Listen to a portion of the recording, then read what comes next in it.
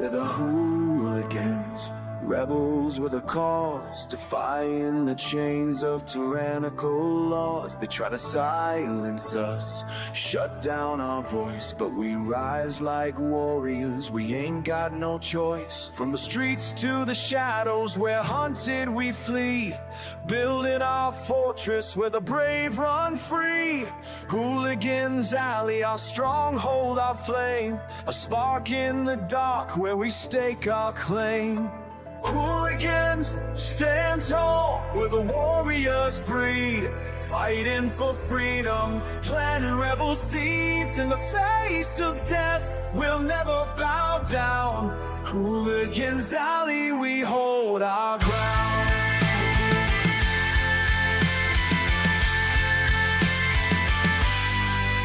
Captain Jeff Mac, with the hooligan brand, battle gear blazing, he's taking command. With a heart full of fire and a will made of steel, he leads us to battle, makes the tyrants kneel. They block every platform, they censor our cries, but we shout even louder, let truth pierce the skies. In the alley we gather, our spirits won't break, for the soul of the free, there's too much at stake.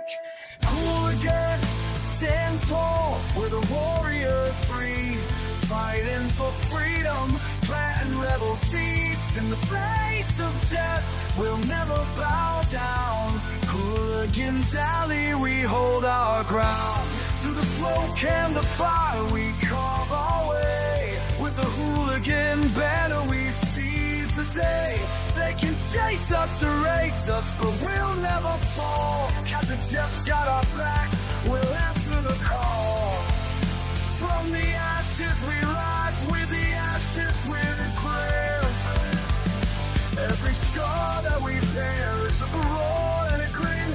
Every style leading free till the fight we began. Our fortress, our freedom forever.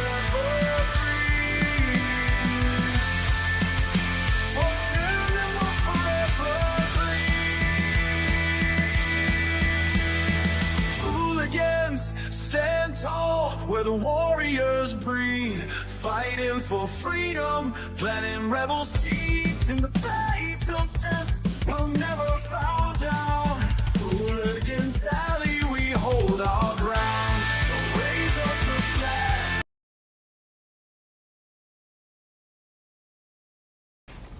Hello, everybody. Nice to have you here. We have some big things to announce.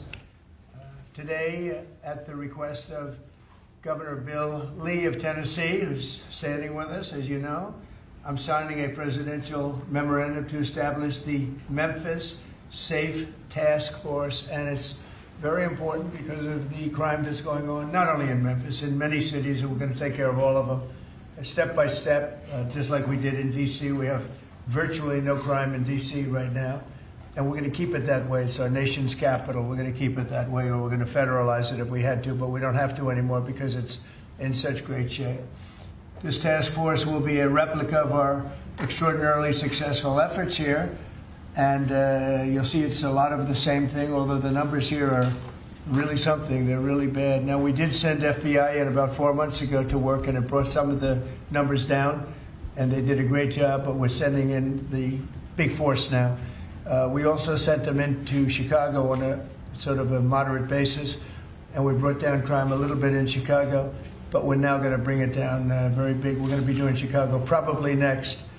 I was with a great businessman, a man who is involved in all cities through his business, and I say, who do you think should be next after Memphis? And he said, sir, you've got to save Chicago. We're going to wait a little while. But he said, you got to save Chicago. You can't let it go. And this is a very prominent man that everybody knows in this room. Another man in Memphis was saying, Bill, he was saying, very interesting, he's on the board of FedEx. And his hotel is about a block away. And he said, when I walked there, I said, you know, I don't want to do this again. I never want to do it again. And they won't let me walk there.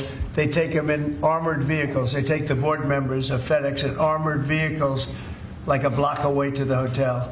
This shouldn't be the U.S. This shouldn't be the United States of America.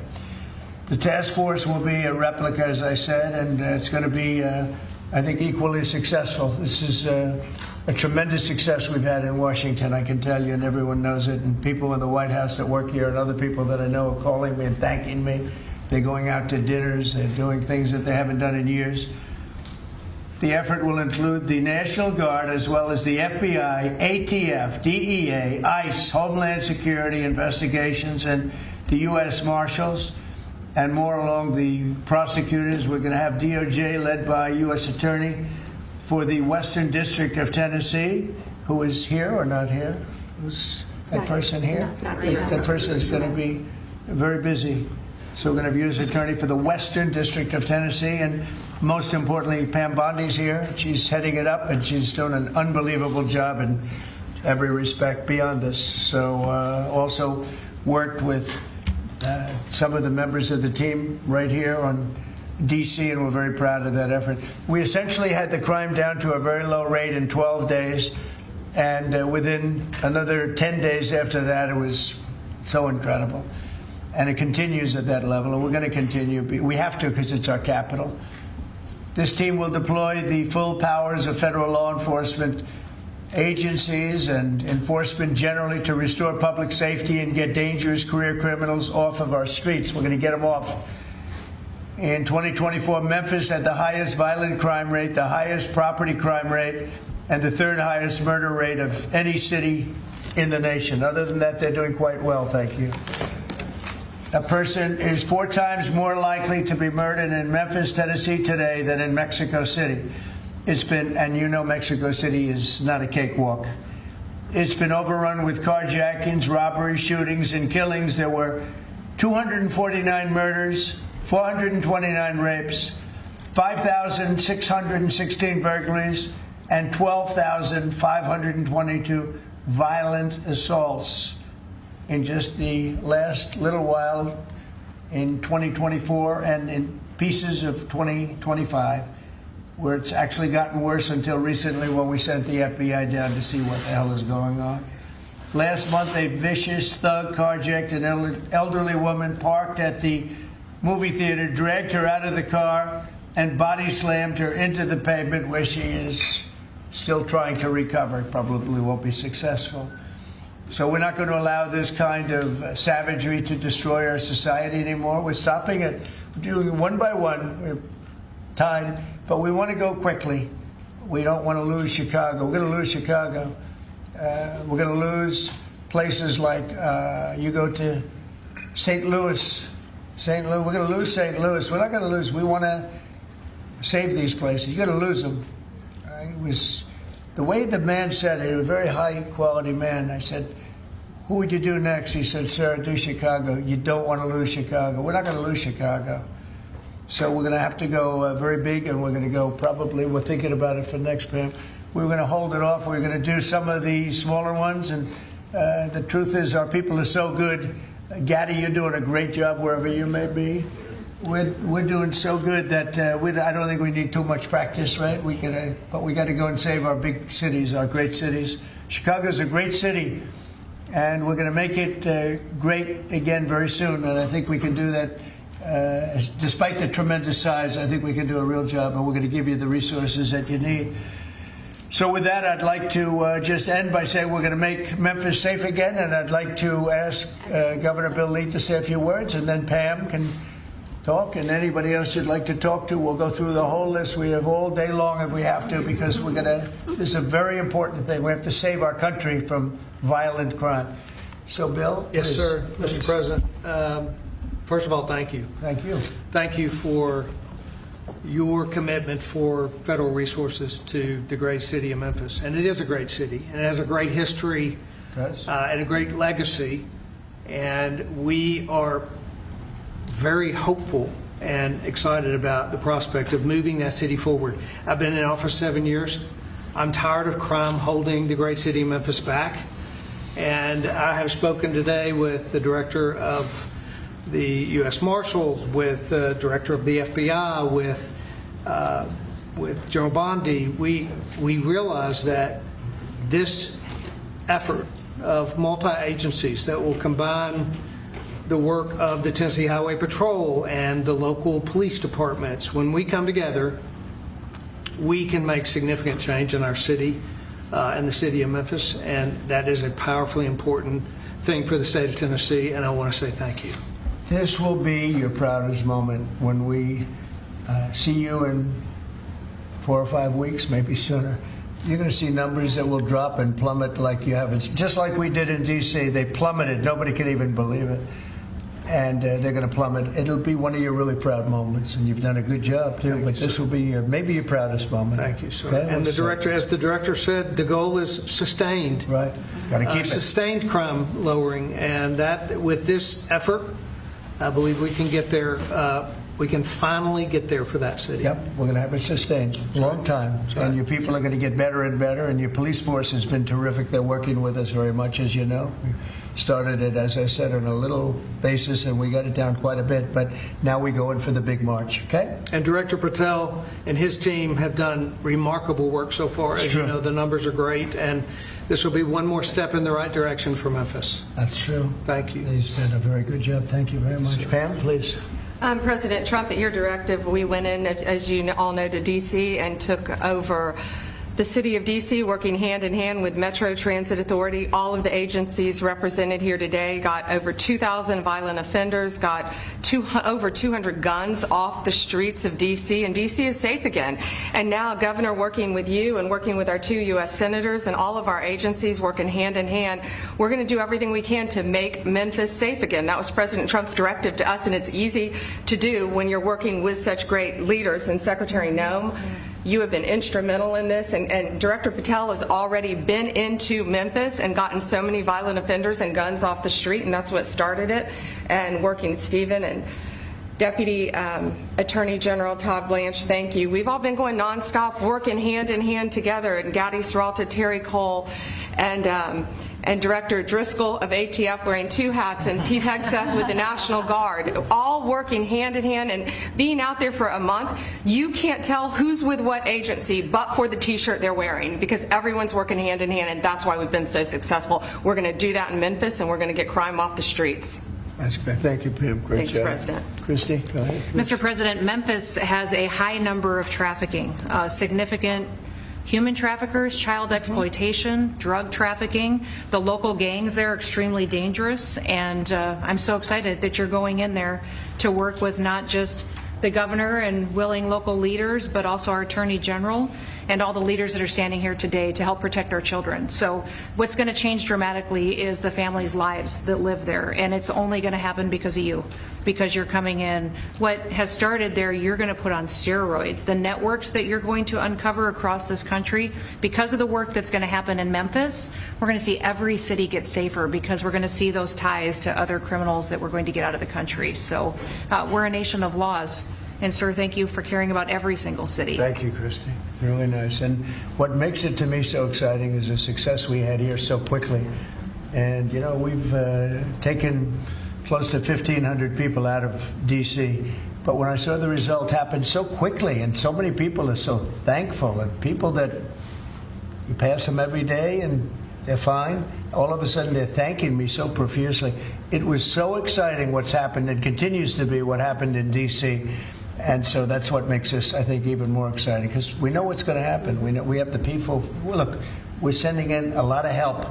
And these cities have been taken over for years, and the last 4 years under Biden, what's happened is just a disgrace. So it really has, what the success we've had here has made it to me much more exciting, because I think we're going to have proportionally. I mean, you have cases where it's even worse. I have some people, we have some people quoted today that we took out of papers.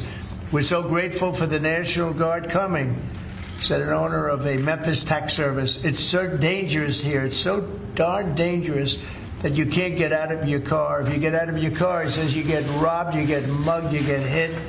You can't go to the market or a service station.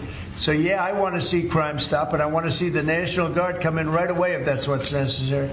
There's a need. Here's another one from a director of a Memphis-based crime prevention organization. There's a need for more boots on the ground. You have to get them done fast before we totally lose it. They're going to lose it all. I got 2 guns put in my face, then another, within 5 minutes at 2 different locations.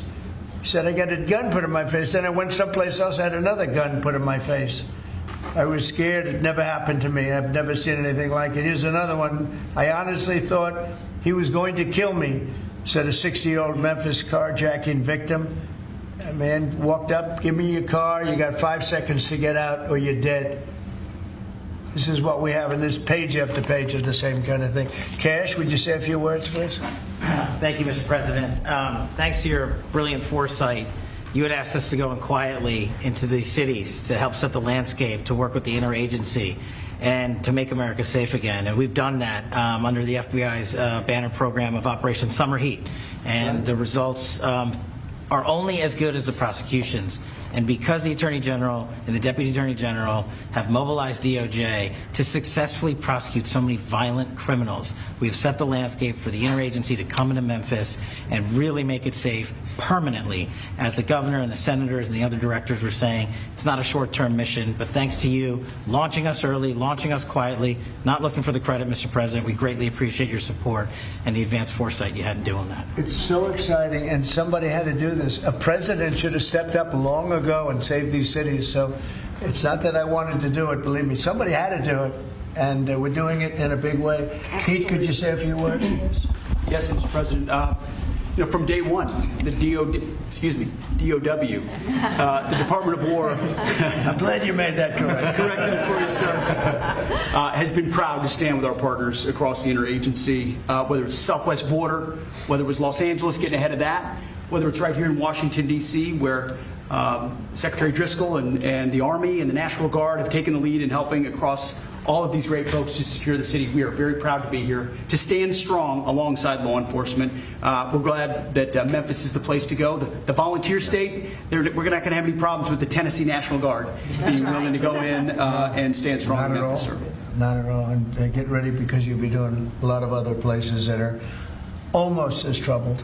You got it, sir. Some of them are equal. You look at what's going on in Baltimore, where the governor was telling me how wonderful it is, and you can't walk across the street without being shot. Could I ask our 2 great senators to say a few words, Of please? course, Please, Mr. Marcia. President, thank you so much. I want to say a thank you to Director Patel, because he had promised that he would come into Memphis. We've had Operation Viper there this summer. There have been over 500 arrests. There are over 100 indictments. And Memphis had the best stats they have had in years this past August.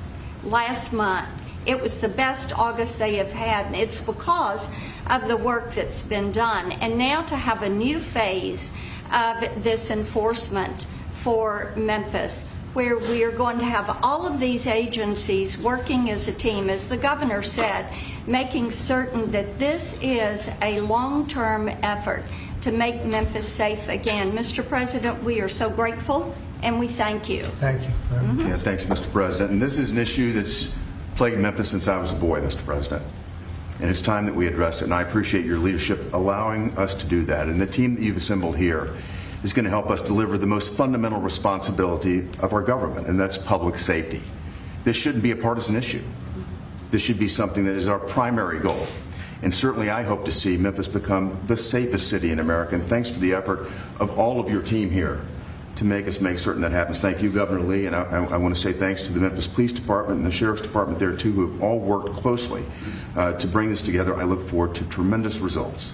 And I want to thank the FBI for the last 4 or 5 Yes. months, because they have brought down the numbers quite a bit. Chicago here and a couple of other places that we can talk about later if anybody wants to. Could I ask you to, Terry, Gaddy, say a couple of words also? You really did lead the charge here, and you've done such a great job. Please. Mr. President, thank you for always supporting law enforcement.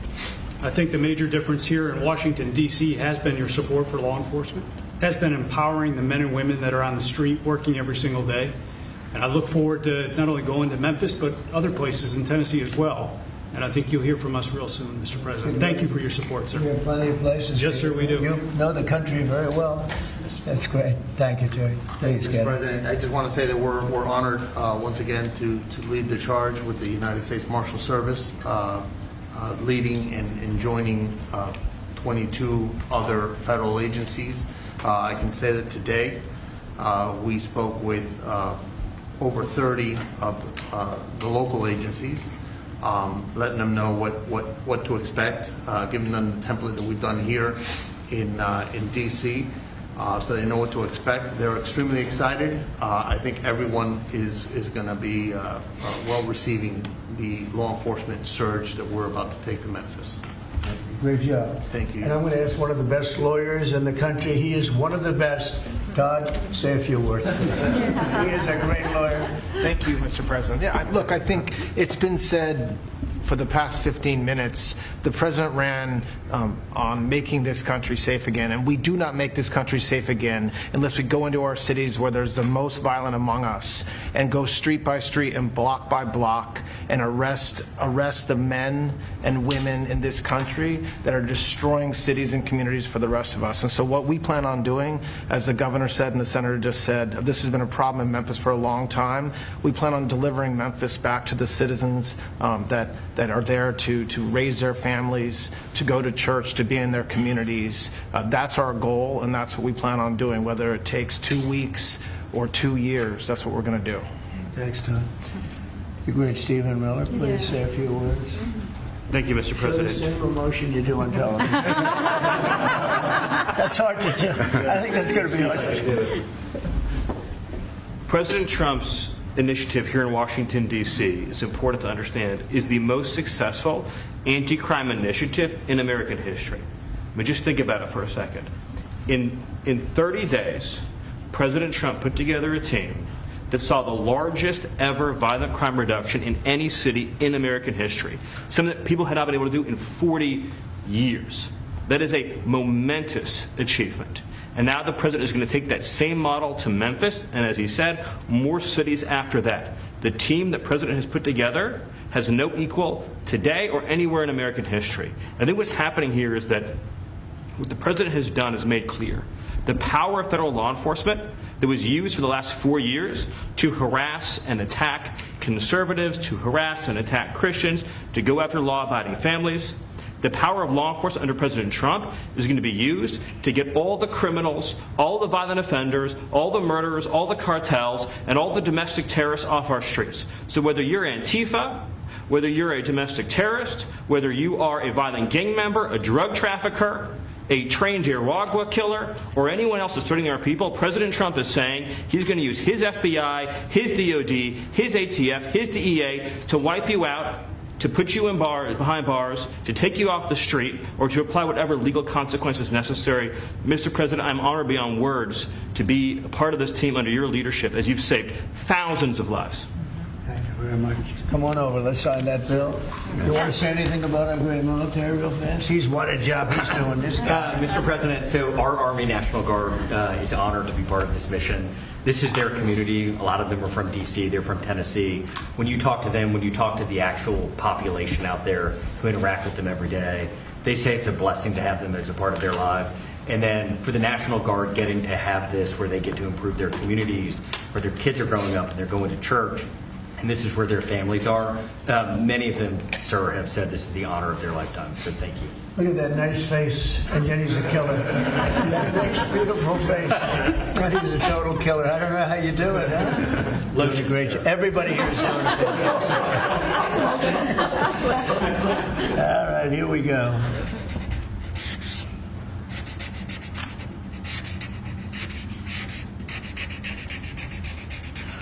Wonderful. Okay. Wonderful.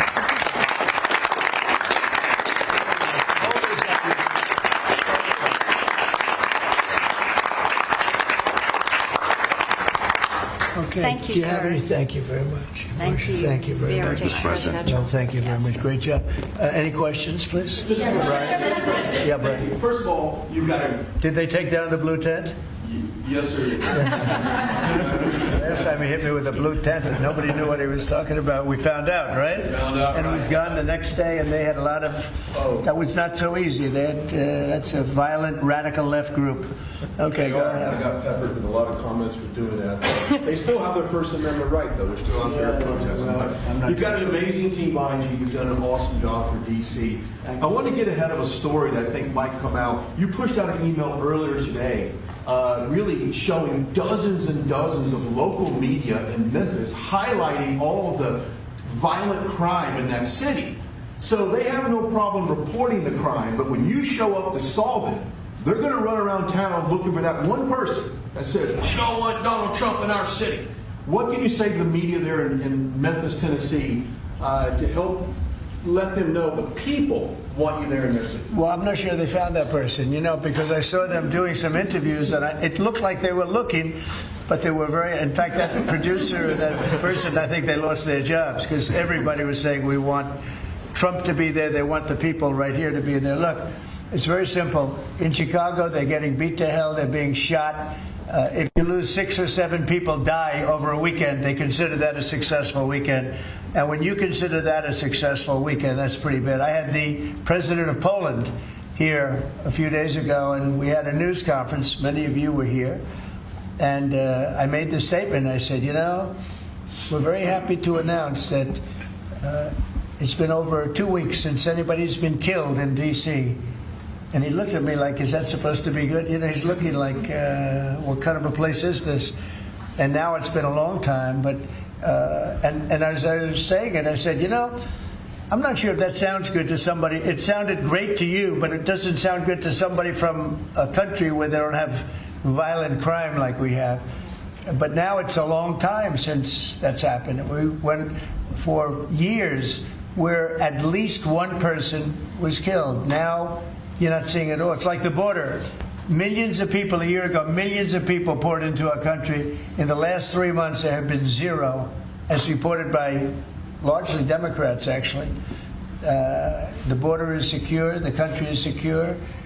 We've got the hottest country anywhere in the world. And I'll tell you, a year ago, we were a country in tremendous trouble, probably a dead country if it continued. So we're very happy about it. And so just, in terms of your question, people have never seen anything like what we're doing, and I think they're very happy, and they want us to be there. They don't want to be mugged. Who would say, gee, I don't want the National Guard? And you need that in terms of numbers. And also, you look at those guys, I looked at them, they're rough guys. They're, the Supreme Court voted recently on merit. We're a merit-based country again. I said they had tremendous courage to do that. We're a merit-based country again. When I looked at the people that were patrolling the streets for the National Guard and for others, I could see we're merit-based. They were rough-looking, they were tough-looking, and they love our country. So that's where we are, Brian. Thank you. Thank you very much. Yeah, please. Yes. Given with all the that's going on with Charlie Kirk's assassination and the left-wing violence going on, do you have plans, and actually this is a great opportunity with all these, do you plan on designating Antifa finally a domestic terror organization? Well, it's something I would do, yeah. If I have support from the people back here, I think we'd start with Pam, I think. But I would, if you give me, I would do that 100%. And others also, by the way. But Antifa is terrible. Are there other groups that you can make up? There are other groups, yeah. There are other groups. We have some pretty radical groups, and they got away with murder.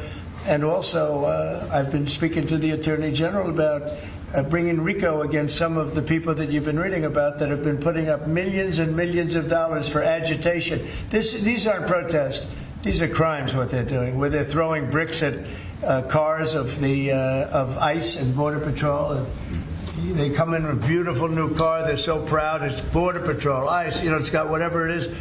And they're throwing rocks at it. And after 50 yards, it looks like an old beat-up vehicle. It was just brand new. It was just bought for the purposes. And they don't have to take that anymore. I let it be known. We'll take responsibility. They don't have to take it anymore. And they don't want to take it. They were told by a past administration, it became almost a culture, if somebody throws a rock at you, do nothing. If somebody spits in your face, do nothing. And I say, when they spit, you hit. You do whatever you want. You do whatever the hell you want. I watched it so sick it made me. For 4 years, I had to sit home and watch people screaming at policemen and spitting in their face, and they weren't able to do anything. They just had a grin and bear it. They're standing up like a piece of steel. And a woman, in many cases, women, you can see they're professional agitators. I had one the other night. I had 4 the other night, all in one group, total phonies. I started to scream when I got into a restaurant, oh, you know, something with Palestine. And I said, well, I'm doing a great job for peace in the Middle East. I should get lots of awards for that, right? With the Abraham Accords and everything else. But a woman just stood up and started screaming. And she got booed out of the place, too. There were a lot of people in the restaurant. I went there to show how safe, and it was safe. I mean, the woman is just a mouthpiece. All she was a paid agitator. And you have a lot of them. And I've asked Pam to look into that in terms of RICO, bringing RICO cases against the criminal RICO, because they should be put in jail. What they're doing to this country is really subversive. Is that Mr. President? Can I ask you one on crime? Mr. President, can I ask you one on crime and one on Charlie Kirk? You floated potentially going into St. Louis. You mentioned you want to go into Chicago next. Could St. Louis be after Chicago? It's going to be around there someplace. Yeah, we got to save St. Louis. We got to save these cities. This isn't like, you know, we're going to do something. We have to save St. Louis. We have to save Chicago. I know all about Chicago. I have a great, beautiful building. I'm so proud of it. But, you know, you get less proud when you see all the crime. When they announced 2 weeks ago, 11 people killed, this is over a weekend. I think they said 38 people shot and 11 people dead. And then you watch Pritzker get up and say, we've got crime under control. And I will say that Cash and the FBI did a good job. With a very light force, they went in, and for about 4 months, Cash or so, they've been working on keeping crime down. They have brought the numbers down a little bit. But those are the easy numbers. You know, the first 20, 25% are the easy numbers. That's where it gets. Then you have to bring in the big forces, right, which is what we always intended to do. But I think the FBI's done a very good job. In particular, in Memphis and Chicago, they brought it down a little bit. Like 20% and 25%. Well, I guess it's not so little, but we have a long way to go. We think Chicago is going to be next, and we'll get to St. Louis also. And on Charlie Kirk's assassination. And New Orleans we want to get to, too. Your FBI is investigating the potential role of left-wing organizations in the assassination. I'm wondering if you think if Charlie Kirk's assassin worked alone or if he worked with it. I don't know. I mean, I can tell you he didn't work alone on the Internet, because it seems that he became radicalized on the Internet. That's just by watching same things that you're watching and hearing. It looks like he became radicalized over the Internet. And it seems like he has wonderful parents, brought in a wonderful neighborhood, smart guy, great boards, great marks, great student. And then something happened to him over a fairly short period of time. It looks like he was radicalized over the Internet, and it's radicalized on the left. He's a left. I have a lot of problems with the left, and they get protected, and they shouldn't be protected. But as you understand, I think, very well from the tone of your question. Thank you very much. On Venezuela, sir, and on Israel. First on Venezuela, what can you tell us about this Venezuelan boat that was taken out? And do you plan to provide proof that these were narco-terrorists who were on their way to the U.S.? Well, we have proof. All you have to do is look at the cargo that was, like, it's spattered all over the ocean. Big bags of cocaine and fentanyl all over the place. And it was, plus we have recorded evidence that they were leaving. We've recorded them. We're very careful because we know you people would be after us. We're very careful. The military has been amazing. And General Kane showed me a little while ago the clip, but you could actually see it. But you don't have to see it because we have recorded proof and evidence. We know what time they were leaving, when they were leaving, what they had, and all of the other things that you'd like to have. But we have noticed that there are no ships in the ocean anymore. We're seeing that there's like no ships, no, you know, when the first one we went, there were hundreds of boats. Now there are no boats. I wonder why.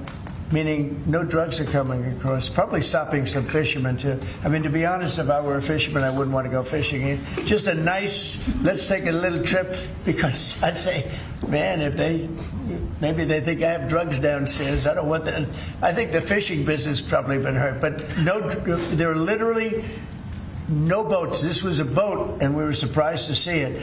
Now, what does that mean? That means there's no drugs coming by sea, but they do come by land. And you know what? We're telling the cartels right now, we're going to be stopping them too. When they come by land, we're going to be stopping them the same way we stop the boats. And you'll see that. But maybe by talking about it a little bit, it won't happen. If it doesn't happen, that's good. But they killed 300,000 people in our country last year. And we're not letting it happen anymore. And then on Israel, did Bibi Netanyahu speak to you directly to alert you that Israel was going to be striking Hamas sites in Qatar? No, he didn't. No, he didn't. Yeah, go ahead. How did you learn of it? Same way you did. Go ahead, please. You mentioned that the shooter was radicalized online. I think so. You know, by the way, when I say that, that's my opinion. I think he was radicalized online based on what they're saying. Do social media companies bear any responsibility for that? And how is that? I'm going to have to ask, I don't know, I'd ask Pam that question. I don't know if you or Todd could give an answer to that. Somebody has to bear some responsibility. You know, and President Trump, I've always told parents, you got to watch what your kids are doing on the internet, what they're doing online, what they're listening to, what they're reading. They're all online. They're all on their phones all the time. Parents have got to monitor that, because this starts when you're young. This starts when you're young, when you listen to these groups, when you watch these shows, and parents have got to just be vigilant. So sure, that's part of it, and they're meeting kids online who they think are kids, and they can be anywhere in the world and talking to them, and yeah, they are being radicalized. Mr. President, he went bad, and he just went bad very quickly in a sense, because he sort of led a very normal life, a life of, great education, schools, everything else, but somewhere along the line something happened. Yeah, please. Thank you, Mr. President. How will you send the National Guard into Chicago without the cooperation of the governor and the mayor? Well, if they do cooperate, that's good. If they don't, it's not going to matter to us at all. You know who wants to help us? Police department. They have no respect for the governor. They have no respect for the mayor. They respect us.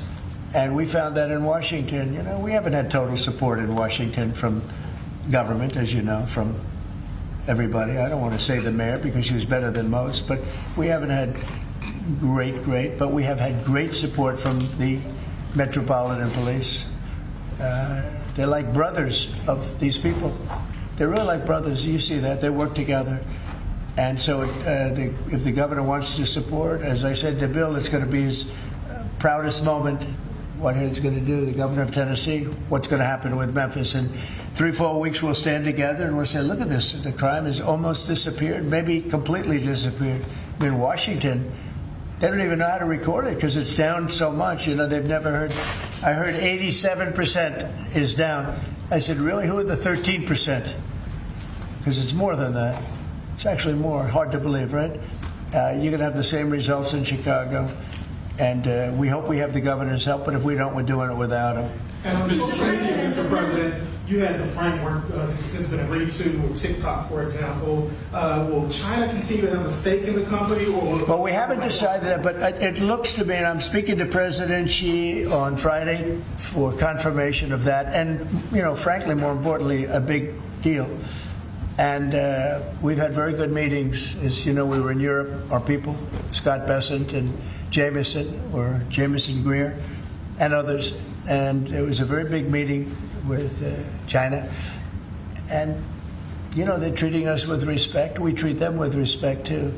But it was very successful. And on top of it, we have what could be a very good deal. Don't forget, I've had more people say, could you try and keep TikTok alive? I use TikTok. I mean, I have to admit it in the election, and look how I did with you. No Republicans come close. I blew everyone away. If you look back not so long ago, Romney, he got like 7% of the youth.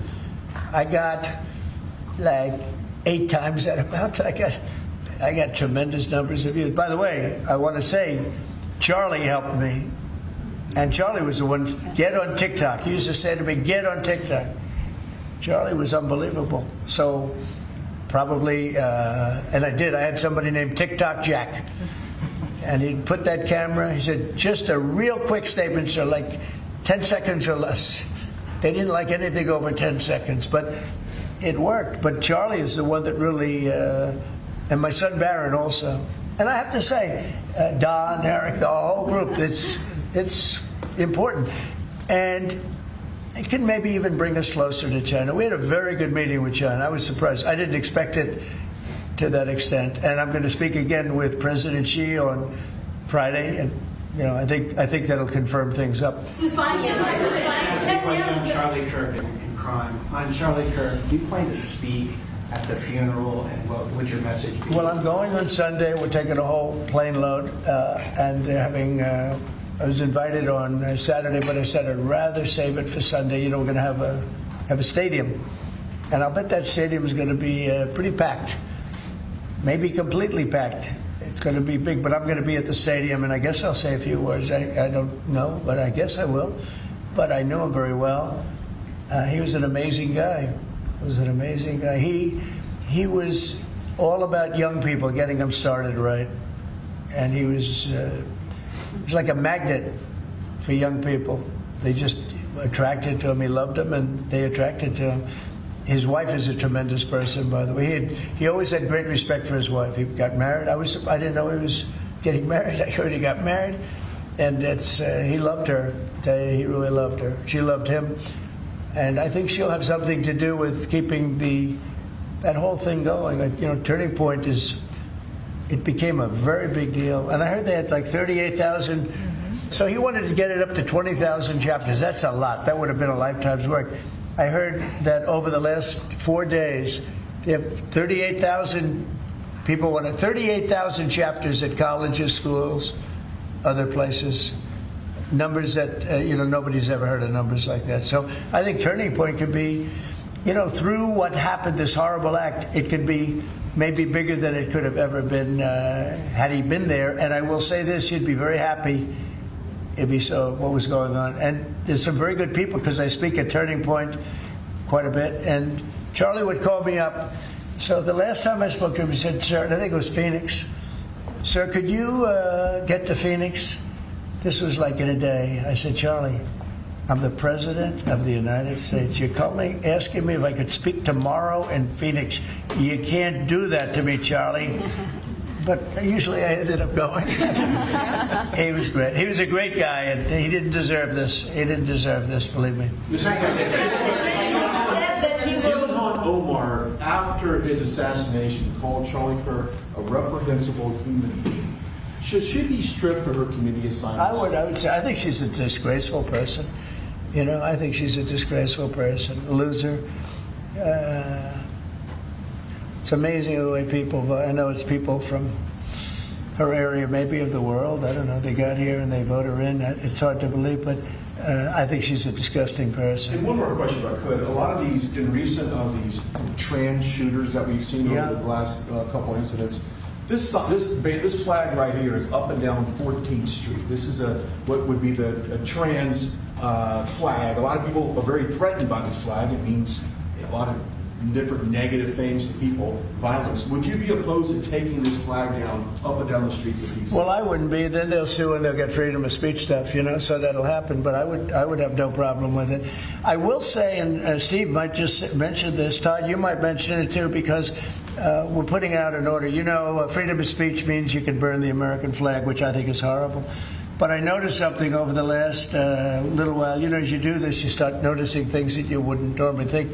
It really causes unrest and violence when they burn American flag. So the American flag, I wanted anybody burns the American flag, go to jail based on freedom of speech, goes to jail immediately. But the freedom of speech protected them, right? And that's been argued a couple of times, and it's one of those things. But you know what? Hasn't been argued, and we're going to be arguing it, I think, very soon, and that's the violence. They incite violence. So I saw it just yesterday, they burned the American flag, and people that were there were fine, and all of a sudden they're going crazy, and there's fist fights. It wasn't in Memphis either. But I will say, it incites violence. And I think you just do the exact same thing. Don't use freedom of speech. Use the incitement of violence. I mean, it's really, you had to see, these people were going at it. Yeah. And, you could burn other things and people just sit there, they fall asleep. You burn the American flag, and on both sides. But the level of violence I saw this flag burning cause was incredible. It was an incitement. So I hope you guys are going to be able to do that, Pam, right? Well, there's also groups called Trans-Tifa. So perhaps if you can label them a domestic terrorist group, then you can, in all reality, you could take that flag down because it would represent the Trans-Tifa. I think you probably could. Again, you'll be sued, and it's okay. I've been sued before a couple of times, you may have seen. Anyway. Netanyahu said that he doesn't rule out targeting Hamas anywhere they are. You said that you don't want to see Qatar hit again. Are there any guarantees that Qatar... Well, he won't be hitting in Qatar, as I say. I call it Qatar. You call it Qatar. You're actually more right, but actually you're allowed to go. The Emir said, you can say it any way you want, but I've always thought of it as Qatar. I think it's a beautiful sound. And actually, they've been a very good ally.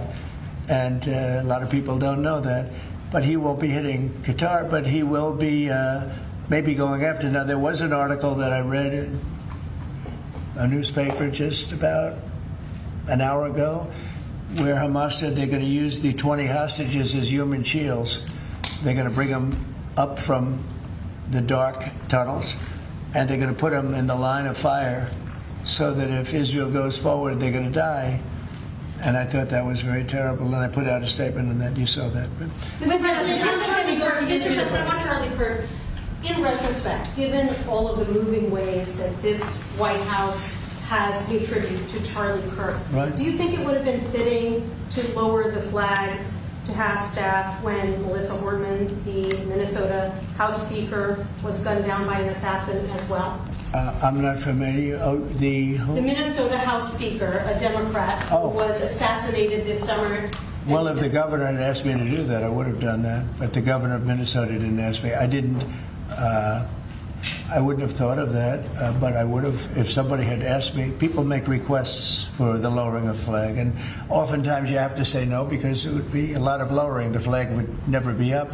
Had the governor of Minnesota asked me to do that, I would have done that gladly. And given the killing of Melissa Hortman, the attack on Paul Pelosi, the attack on Gabby Giffords, the attack on the Pennsylvania governor's mansion, why make the case that violence is only on one side? It seems to be taking place. I didn't say it's on one side, but I say the radical left causes tremendous violence, and they seem to do it in a bigger way. But the radical left really is caused a lot of problems for this country. I really think they hate our country. Okay, yeah, please. This may be related to the RICO work that you're doing, and I'd like to confirm. And we are really looking at that seriously. Vice President Vance was speaking with Stephen Miller earlier today about targeting NGOs that they were saying foment violence. Right. Is that? Can you speak more to that? And what NGOs specifically are you looking to target, sir? A number of them. Steve, please. Yeah, so I believe what you're referring to is there are these nonprofit entities that organize, as the president mentioned, attacks on ICE officers, attacks on Border Patrol agents, organize doxing campaigns, which are a violation of federal law. They break off cement and they bring into riots. They have organized drop points for weapons, organized drop points for gas masks, organized drop points for all the materials necessary to launch a riot. Of course, you saw that during the Black Lives Matter riots as well, too. So there's this whole network of organizations. And I think the key point the president's been making is somebody is paying for all of this. This is not happening for free. And so under the president's direction, the attorney general is going to find out who is paying for it, and they will now be criminally liable for paying for violence. And you know, a new thing that I've been seeing a lot of lately, but never saw it before, is they're walking in with bricks and rocks and everything. And the FBI or the Border Patrol or ICE or the police are grabbing them and taking them away, and that's great. And then they whip out a hammer, and it's a beautiful hammer, really. It's nice.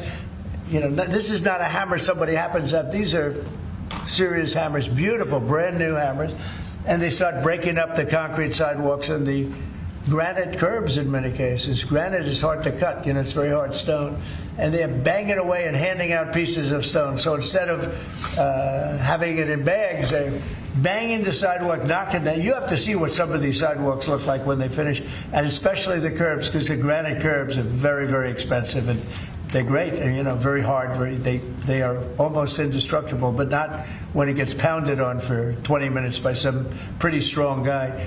And then they hand out big chunks of stone so that people can throw them at the police and people can drop them off bridges into car windows.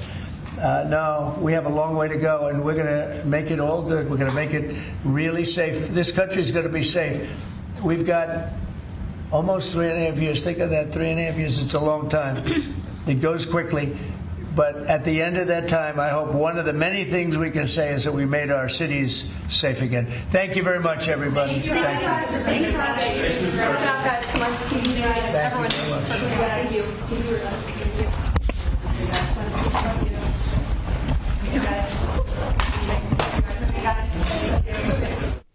President Trump covering a number of topics. Okay, well, that is President Trump there. Happy freedom, you hooligans. Appreciate all of you guys showing up for the live. I didn't have a chance to do the schedule before President Trump went live, but that's okay. We're going to do the thing anyways. Oh, goodness. We're going to read through the schedule really quick. But I just got done having to deal with stupid shit. Let me see if I can show you guys.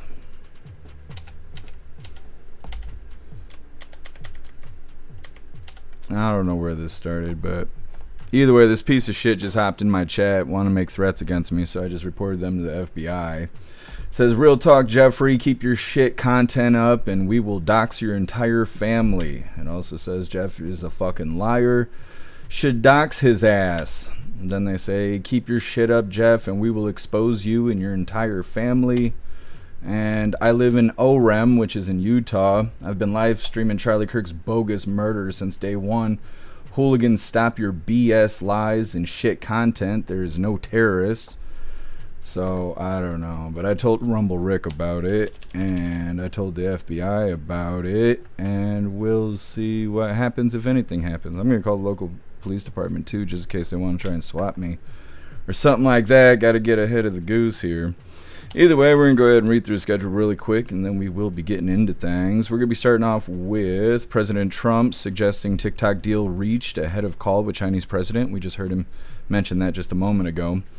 Then we got a video titled, These Are Sick People. Trump says scum on the left are agitators of political violence. I think this is from earlier today. Then we got a video titled, J.D. Vance hosts the Charlie Kirk Show honoring the late conservative activist. I clicked on that for a moment and went and checked it out, and J.D. Vance was like, this shit, blah, blah, blah. I don't know what he was talking about. I was like, get it, man. Get it. Then we got a video titled Charlie Kirk Assassination Suspect set to make first court appearance. Just a couple of updates there.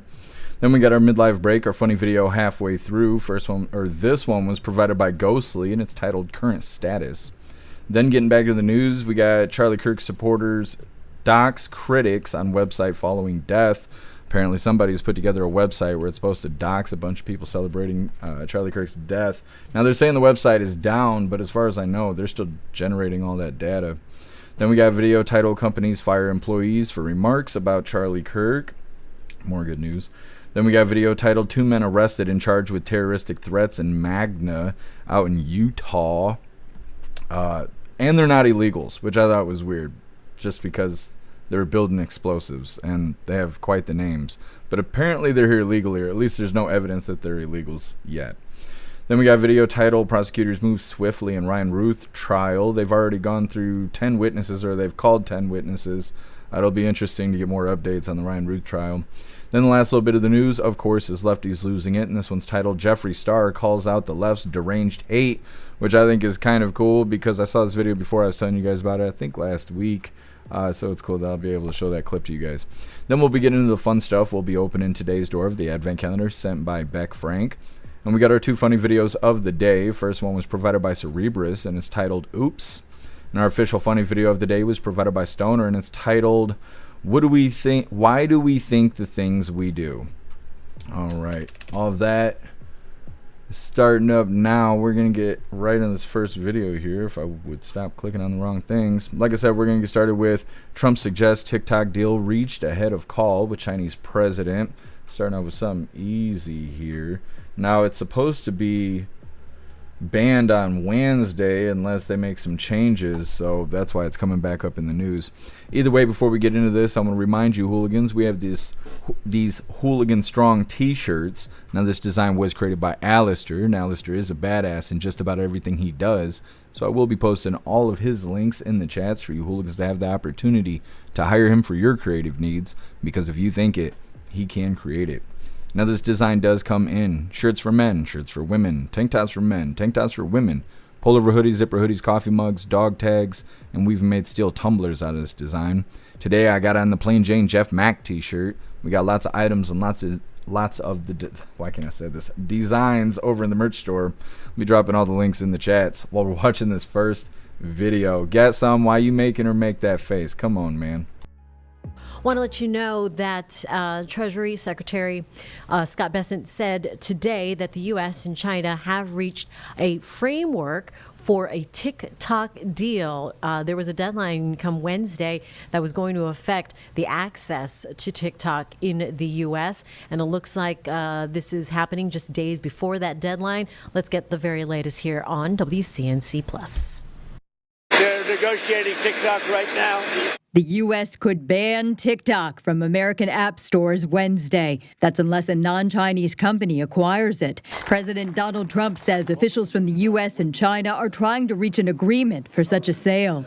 We may let it die, or we may, I don't know, it depends, up to China. It doesn't matter too much. The ban stems from bipartisan legislation former President Joe Biden signed into law last year. It prevents TikTok's Chinese parent company, ByteDance, from maintaining ownership of the app. The law cites concerns over national security and data privacy. A bipartisan majority in Congress wanted to see this TikTok app either sold, divested, or banned.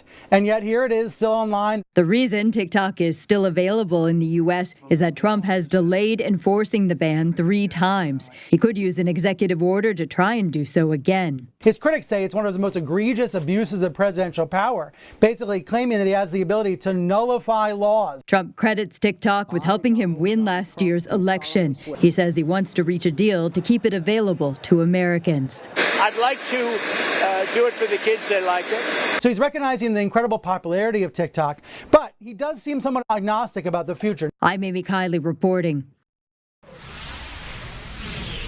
And we'll be back here on Live Impact News in just a couple of minutes. Stay with us.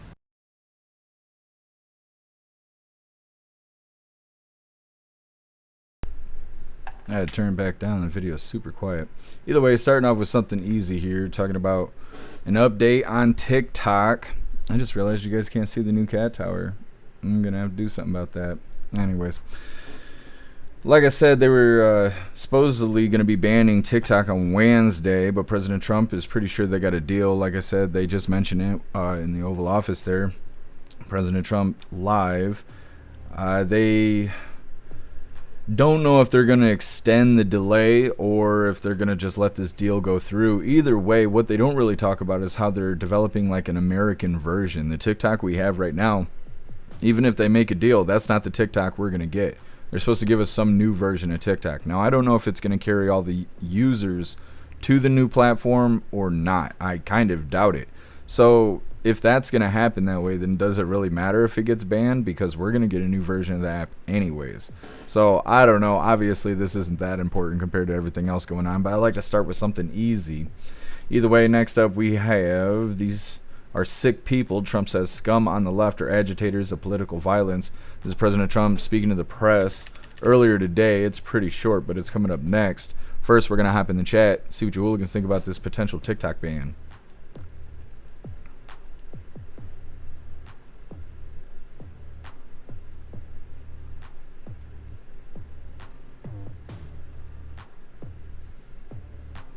Everybody talking about her O face. I don't know why she was looking like that.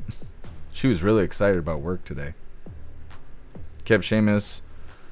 I'm really torn about TikTok. Free speech part of me says leave it be. The American patriot in me knows that it's a complete psyop to attack us. Well, I don't know. I think if we're not going to get the TikTok that exists in the deal, then why make a deal at all? Just ban it. We already got Vine, and Elon owns Vine, and he's already talked about bringing it out if they ban TikTok, which it's not very much of a different platform compared to TikTok. So I think that they should just go ahead and ban it, I guess. I mean, if they're worried about, you know, China collecting our data and any of that stuff, then just ban it. We don't need TikTok, and like I said, we're not going to get TikTok no matter what, right? We're going to either ban it and not have access to it, and if you use a VPN, then you'll be committing a felony.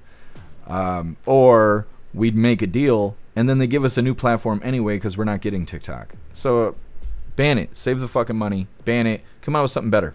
You know, make something better than TikTok. I don't know. I think that it's too much. If it was really a threat, why did they run Trump's campaign and Harris's campaign and Biden's campaign all through TikTok?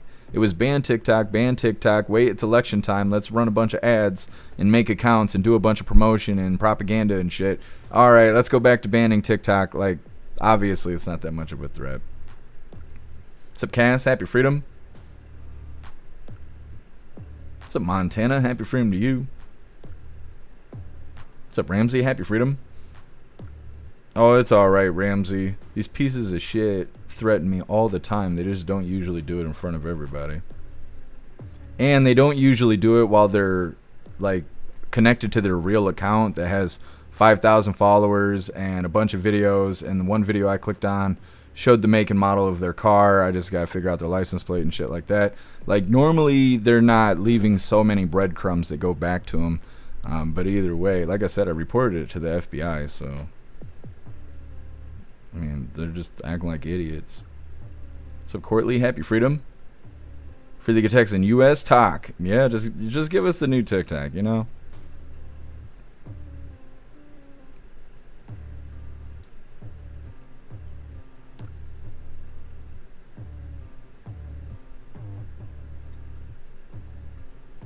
Free the Texan, ban it so I can see all the tards cry.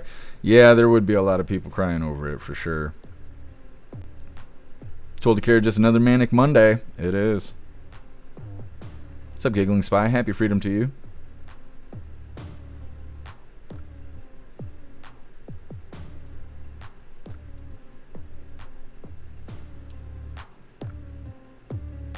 DCAT, Cash Patel can't handle drugs. I'm just saying his body isn't built for it. He always looks a little whacked out. Like Cash Patel, he's always like, his eyes are so big. It's like he's staring at his first nutsack. I don't know what that's about. A lot of people think he's on coke.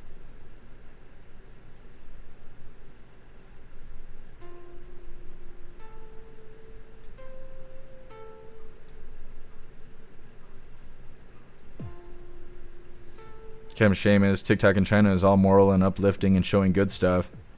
TikTok in the U.S. is a total shit show of bad and negative things. Yeah, absolutely. That's like all the anti-Charlie Kirk people. They're all over there on TikTok, constantly making videos. Oh, I appreciate you, Afro Man. What's up, Master Voltaire? Happy freedom. What's up, Luna? Happy freedom to you. I'm radicalized on Twitch. Nah, don't do that. Life's too short to be radicalized. What's up, Slenderbrella? Happy freedom.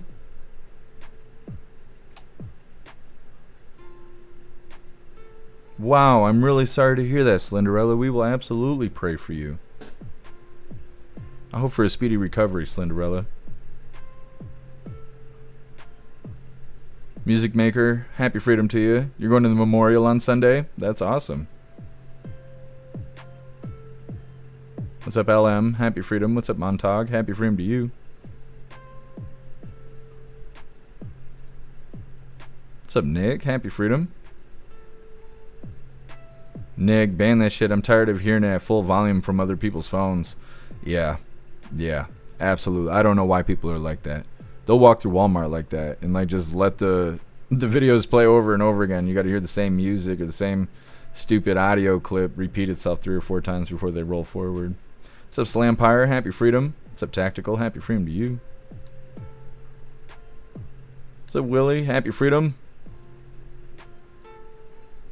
What's up, Rachel? Happy freedom to you. What's up, Agent O? Happy freedom. What's up, Harold? Happy freedom to you. Cash is cosplaying as a human. That's what he looks like. What's up, Slice? Happy freedom. Appreciate all of you hooligans being here. Let's get those likes up.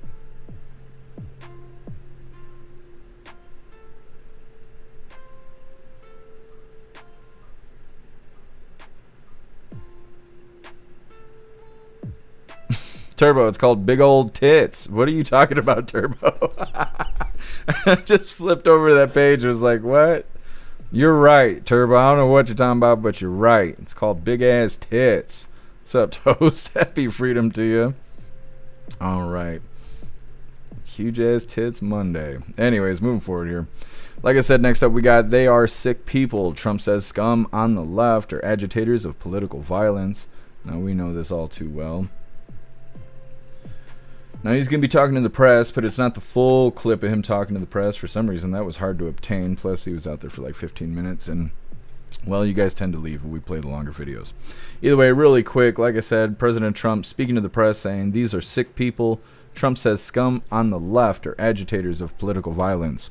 Make sure you hit that like button over on Rumble as well as the CommuTube. And let's get into this. Well, the problem is on the left. If you look at the problem is on the left. It's not on the right, like some people like to say on the right. The problem we have is on the left. And when you look at the agitators, you look at the scum that speaks so badly of our country, the American flag burnings all over the place, that's the left. That's not the right. Do you plan on investigating? We'll see. We'll be announcing. They're already under investigation. You know, they're already under major investigation. A lot of the people that you would traditionally say are on the left. They're already under investigation? Already under investigation. Have you asked to start revoking the visas of those who have celebrated Charlie Kirk's death? What? Have you asked to start revoking the visas of the foreigners who have celebrated Charlie Kirk's death? No, we haven't, but we are looking at names. We don't like that. That's not right. We wouldn't celebrate if something happened on their side, and we don't. These are sick people. These are really deranged people. All right, President Trump telling it like it is, straight to the reporter's face. I know they hate hearing that. Guess has identified the reporter. Thought she looked familiar. What a pretty old face. Either way, moving forward here. Yes, Klaus Daniels, get up here so everyone can see you. We're going to show off your new house here in a little bit. Next up, we got J.D. Vance hosts the Charlie Kirk Show, honoring the late conservative activist. We're going to just get right into this since that last video was pretty short. But before we do, I want to remind you, hooligans, if you'd like to participate in Free Speech Saturday, make sure you post all of your memes over on Discord or on jeffmaclive.com. Just hop in the group chats on either platform. You'll see the tabs labeled memes. Drop what you got and we'll shout you out, as we're making Saturdays more fun. Let's get this next video pulled up, and then I'll bring Klaus Tower over, his new one that Donna Sparks got him. It's tall. Alright, hooligans, hit that like button if you haven't already, and let's get into this. Hey everybody, J.D. Vance here, live from my office in the White House complex, and filling in for somebody who cannot be filled in for, but I'm going to try to do my best. My dear friend, the great Charlie Kirk.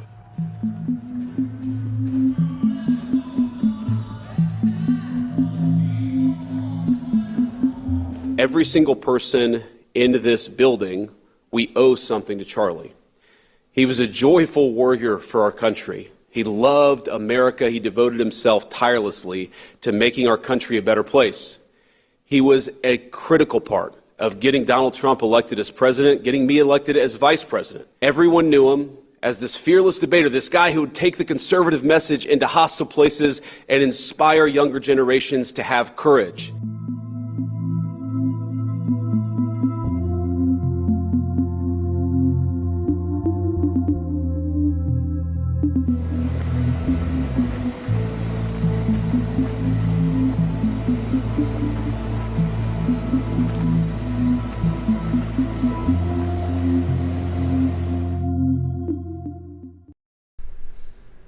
Okay. Like I said, J.D. Vance there, doing the Charlie Kirk Show. I popped in earlier and he was cracking me up. Let me see if I can find a clip really quick. So I don't know what he was talking about, but he was like, this shit, something or other. And I was like, that's the vice president. That's the vice president there swearing his face off. Oh, yeah, I want to see if we got new emojis over on Rumble. I don't see it uploaded. Interesting. The CEO and everybody has been sharing this Rumble logo with the American flag, and it says Rumble's logo across all platforms will change in honor of Charlie Kirk. So I thought maybe they would add that into the emojis, but they haven't yet. Maybe there's going to be an update for the app that'll kick it over to the stars and stripes there. I don't know. We'll see. So I don't know what these clips are saying because I wasn't planning on showing this stuff, but here's about 42 seconds of JD Vance running the Charlie Kirk show here, just to take a little gander just for funsies. There is no unity with people who scream at children over their parents' politics. There is no unity with someone who lies about what Charlie Kirk said in order to excuse his murder. There is no unity with someone who harasses an innocent family the day after the father of that family lost a dear friend. There is no unity with the people who celebrate Charlie Kirk's assassination. And there is no unity with the people who fund these articles, who pay the salaries of these terrorist sympathizers, who argue that Charlie Kirk, a loving husband and father, deserved a shot to the neck because he spoke words with which they disagree. Pretty good stuff. He's out there just letting them have it. Good. Good. They deserve it. Anyways, like I was saying, next up we have Charlie Kirk assassination suspect set to make first court appearance. There's a few details on it. It's not all the details, but it's a quick little update here on the suspect. I also saw in another video that he's like not cooperating or whatever. I don't know. I think they should just whoop his ass. I don't know. He's already locked in a cement room. Whatever happens, happens. But anyways, that's coming up next. First, we're going to hop in the chat, see what you hooligans think about JD Vance hosting the Charlie Kirk show. And then also, I want to show you this big-ass tower that I spent 40 minutes putting together. All right, Klaus Daniels, you got to move. We got to show him the new stuff. Yeah. Let's show him what Donna Sparks got you. Move your hands. I will put this right in your hands. I don't know who you think you're playing with. There you go. Good boy. Can you guys see this? Look how big this damn thing is. It's gigantic. It's a whole jungle gym for Klaus Daniels. But he's being lazy and prefers the floor today. Anyways, oh, if I can get back to my chair. Klaus, why did God make you so big? Anyways, like I said, reading in the chat. And we'll move forward with the news. Russell, it's great that JD filled in for Kirk. JD's gonna be the next president. Yeah, I think so. There's a lot of people that like that like JD Vance. I'm pretty surprised that he filled in for Charlie Kirk, but it seemed like he did a pretty good job. All the clips that I've seen they've had that same energy, like that 40-second one we just played. Guess I'm the Klaus Tower of Power. It is. It is. He was up there earlier, which he's humongous. Let me see if I can show you an image of what Klaus looks like on his tower there. Let me see. Because the tower looks huge until Klaus gets up there, and then he's just a big ass gargoyle.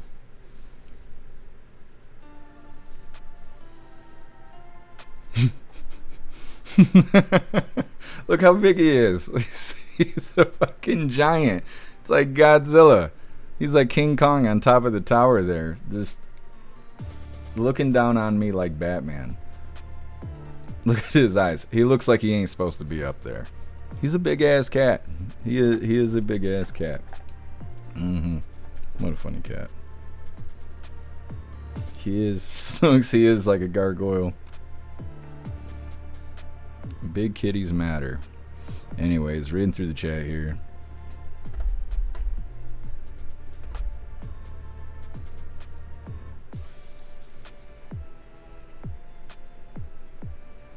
Simply Witchy. Oh, you're talking about Cash Patel, why his eyes are always popping out of his head.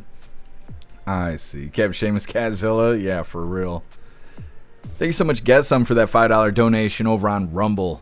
Really appreciate you, Get Some. Thank you so much for the support. It says, anyone hurts you and I will find them, tie them up, and make them listen to Taylor Swift. Well, thank you, Get Some. I appreciate you. What's up, Mary Todd? Happy freedom. What's up, Boosted Flames? Happy freedom to you. What's up, MU? Happy freedom. JD is on fire. I think so, too. Toilet care, I had a cat tower. My cat's tipped it over. Yeah, I'm waiting to see what happens with this one. They have an anchor in the back of it that I could attach to the wall, but my lease says I'm not allowed to do that. So we'll see how this all turns out. What's up, Zupia? Happy freedom. So awesome of JD to do that. I helped organize and work security for the vigil that was held in my town last night. So amazing seeing 400 Patriots show up to support with such short notice. That's badass, Zupia.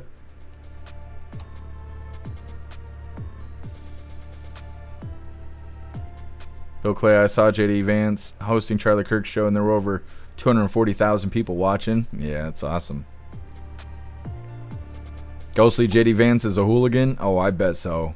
I bet so. He may not know it yet, but he seems like hooligan material.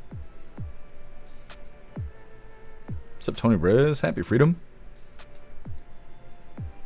Happy freedom to you, Rappy.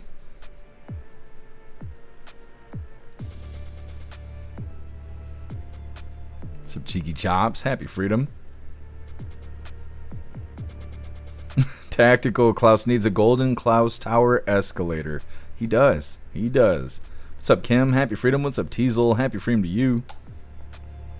That's Klaus Kong there.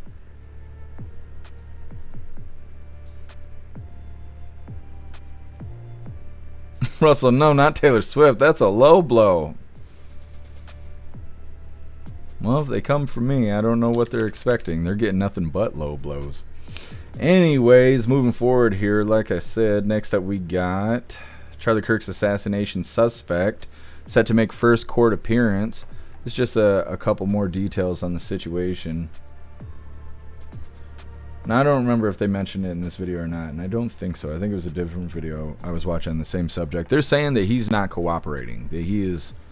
I don't even know why. Supposedly they got all the evidence from his Discord and shit, so I don't know. But they do talk about his little boyfriend being a shapeshifter. That's nice. Either way, hit that like button if you haven't already, and let's get into this. Thank you for joining us at noon. I'm Ashley King. The man suspected in the assassination of conservative activist Charlie Kirk is due to make his first court appearance tomorrow as investigators try to learn what motivated the shooting at Utah Valley University last week. The suspect, 22-year-old Tyler Robinson, is a former high school honors student who grew up in Utah. FBI Director Kash Patel now says DNA evidence links Robinson to the crime. Carter Evans has covered this investigation since it began. As investigators collect evidence connected to the assassination of Charlie Kirk, a central question has emerged. How it came to be that a kid with a 4.0, with a 34 on the ACT, with a full ride scholarship at my alma mater, who didn't even last a semester, drops out and ends up doing something like this. We need to understand that, and we need to figure out how to stop it. In a series of television appearances Sunday, Utah Governor Spencer Cox, a Republican, said the suspect's friends and family claim he was radicalized to the left. State records show the alleged gunman was registered as unaffiliated and did not vote in 2022 or 2024. I really don't have a dog in this fight. If this was MAGA and a radicalized MAGA person, I would be saying that as well. Cox also noted the suspect had a roommate who was a romantic partner and said the FBI confirmed the roommate is transitioning genders. He added investigators have not determined if that's relevant to the case. I will say that person has been very cooperative with authorities. This person did not have any knowledge, was shocked when they found out about it. According to a probable cause affidavit, the roommate showed law enforcement messages allegedly from the suspect that mentioned leaving a rifle in a bush wrapped in a towel, which is similar to how investigators describe finding the murder weapon. And shortly after the FBI released these surveillance photos last week during their search for Kirk's killer, a high school acquaintance of the alleged gunman told the New York Times he sent the images to the suspect over the messaging platform Discord and asked, quote, WYA, or where you at? According to that report, the suspect allegedly replied his doppelganger was trying to get him in trouble and joked that he should, quote, get rid of the exact copy of the rifle I have lying around. In a statement, Discord said it had not found any evidence that the suspect planned Kirk's assassination on the platform. Now, the Utah County Attorney is expected to file formal charges against the alleged shooter tomorrow. Turning Point USA, which is the conservative organization that Charlie Kirk co-founded in 2012, will hold a public memorial for him this coming Sunday at State Farm Stadium in Glendale, Arizona. Carter Evans, CBS News. Okay, so like I said, a few more details there. He's not cooperating, but a shapeshifter of a boyfriend is, so I mean, there's that. They're going to smoke this guy, at least I would assume so. They have everything. They said they opened his Discord up thanks to his little boyfriend providing all the answers there, snitching on him and whatnot. I like how they start off by saying he was his roommate. And then days later they were like, oh, well, they're romantically involved. And like, oh, okay, well, whatever. Either way, it's very weird how they're going about this, because Ryan Routh, it took a year for him to go to court. This guy, he's been in jail like a half a week or something like that. He's already going to court. Like, that's really weird. And then he's not cooperating, but they already got all the evidence, so I don't understand what is there to cooperate with. You're already in jail. They already know you did it. They got all the evidence. You're just waiting for your due process, like you're an illegal or something. And then you're going to forever camp. So I don't know. I don't know. I think that they're probably trying to talk about it as much as possible because people want closure. People want to get at this guy. That's what they really want to do. But either way, we'll see how it turns out. Next up, we got our midlife break, our funny video halfway through. Like I said before, this one was provided by Ghostly, and it's titled Current Status. It's coming up next, but first we're going to hop in the chat, see what you hooligans think about, oh, what do you want to call this fucking guy? I don't even know what to call. We'll just call him the shooter for now. Everything else just pisses me off. 10 man, like I said a few days ago, where was the rifle when he jumped off the roof? He has like a black satchel with him or something when he's jumping off the roof, and I can't tell if it's like the rifle in a bag or what it is. But I haven't seen the video since you had brought that up, though. Russell, the boyfriend hid the gun in his ass. That's probably what happened. That's how the green dildos made it to the WNBA, too. They're part of the deep state with gaping buttholes. It's Monday. It feels like Saturday. Snooks, he had the rifle in some black cloth. Yeah. Guess his roommate helped increase the area in which he stored the gun, I'm guessing. Yeah, I think you're right. Making room. Russell, there's a possible 20 plus co-conspirators. Yeah, that's what I keep hearing. Is I'm coming across posts that say that they're like indicting all these people and stuff. What's up, Minnie? Happy freedom.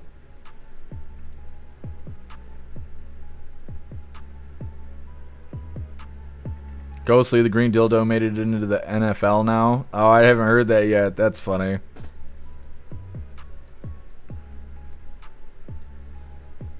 Total carrot. Yeah, I wish I could call him that. I can't do that while YouTube and Twitch is watching. Bill Clay, media says motives are unclear of the killer, who wrote a manifesto entitled "Here Are My Motives." Babylon B. That's hilarious. Bill Clay, Babylon B for the win. What's up, Boom? Happy freedom to you.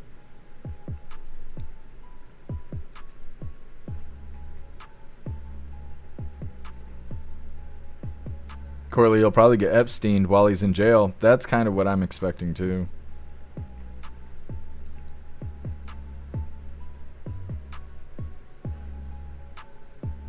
Toast, the whole thing smells. Yeah.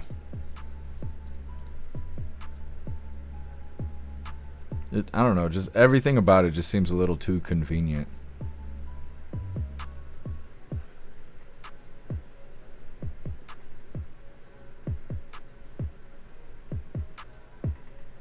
Crispy, when he jumped off the building, he walked with a limp. Yeah. Happy freedom to you, Crispy.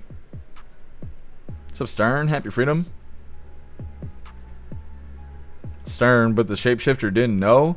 See, and that's what I'm saying too. Everybody had to know. This little dorky ass kid was going to perform a hit and nobody knew about it. I don't know. LM, isn't the shooter a part of some leftist organization? I can't even remember what it's called. It's like 3 different numbers, but they're like a satanic shape-shifting cult or something like that. From what I understand, they're called like the 9 Angles or something is another name for them.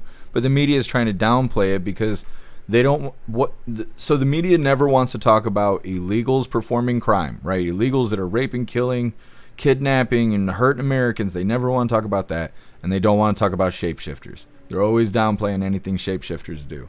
And so I have heard a couple times that this person could be involved with the 9 Angles group or whatever they are, the shape-shifting devil worshippers. But like I said, the media wants to downplay it. They don't want to talk about that stuff at all. And that's the same group of people that smoked the border agent. There was 2 individuals that were trying to cross the border or something like that. I think into Canada or something. I can't remember. They were somewhere near the border. They got into it with a border agent. The border agent shot one of them and killed him or something. And the other one shot and killed the border agent, but then was also wounded and then arrested or something along those lines. We covered it a few months ago, but it's all this shape-shifting cult that's out there brainwashing people and radicalizing them and stuff. But the media never wants to talk about it. It'd be really interesting if President Trump went after Trans-Tifa and declared them as terrorists. They should. We've been waiting for Antifa to be declared as domestic terrorists for years. So it'd be very interesting if they did that, but who knows if that'll ever happen.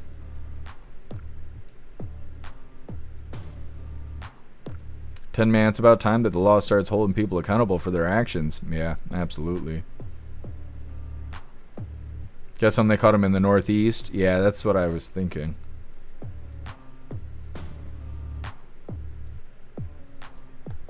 Free the Texan, the Zezians? Yeah.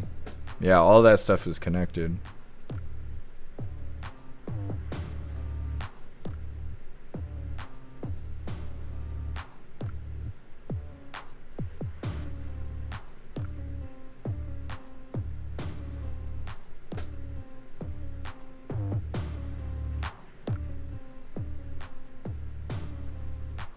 Crick has, yep, and cremation before the end of the week, just like the Butler kid. Yeah, we'll see how it all turns out. Boom. Trump said he would declare Antifa a terrorist organization if the DOJ recommended it. Yeah, we just gotta wait and see what's gonna happen.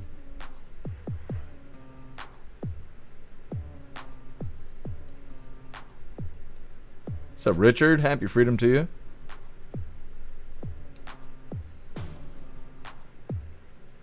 Cooper, not sure what shapeshifters are. Haven't heard of them. Trans people. Teasel 746, something like that. Yeah, that's who we're talking about. No, we have laws already on the books. We don't need anything new. Declaring Antifa a terrorist organization would open up new possibilities because you have the right to organize. You don't have the right to be a terrorist organization. So being Antifa as they are right now, they're the same thing as a gang. They're allowed to exist and group up like that. But what happens is they do a lot of terrorism and then nobody knows anything, nobody's seen anything, and then they let these guys go and it creates a perpetual spinning door of domestic terrorism happening. If they were declared terrorists, they would no longer be able to organize, and just them meeting up in the name of that group name would be illegal itself, so they would no longer be able to organize legally anymore. And just that alone would really help things. The other part is that people don't enforce the laws. That's the other part. So, I mean, it doesn't make sense to pass laws if they're not going to enforce the laws. But in this situation, declaring Antifa a domestic terrorist organization would actually make sense. But either way, moving forward here. Next up, like I said, we got our midlife break, our funny video halfway through. But before we get into this, I want to remind you, hooligans, if you'd like to join the membership program over on Rumble and become an official hooligan, all you have to do is click that big red subscribe button right below where you type in the chat. Now, if you're on Android and using the Rumble app, you're unable to see that big red subscribe button. So you got to go to rumble.com through your browser, log in, hop in the chat, and like I said, right below where you type in the chat, you will see that big red subscribe button. Click that button and jump through the hoops, and your name will be highlighted as an official Rumble hooligan. You'll have access to our custom emojis. We got chapstick emojis, scream and goat emojis, Klaus Daniels emojis, President Trump emojis, and more. It's a lot of fun during the live, especially during a Trump live. So definitely go join the membership program over on Rumble. Let's get this pulled up real quick. This is our funny video halfway through.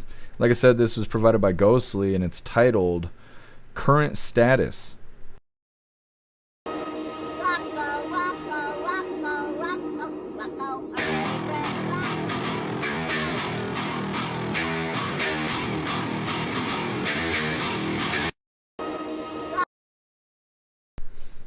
Yes.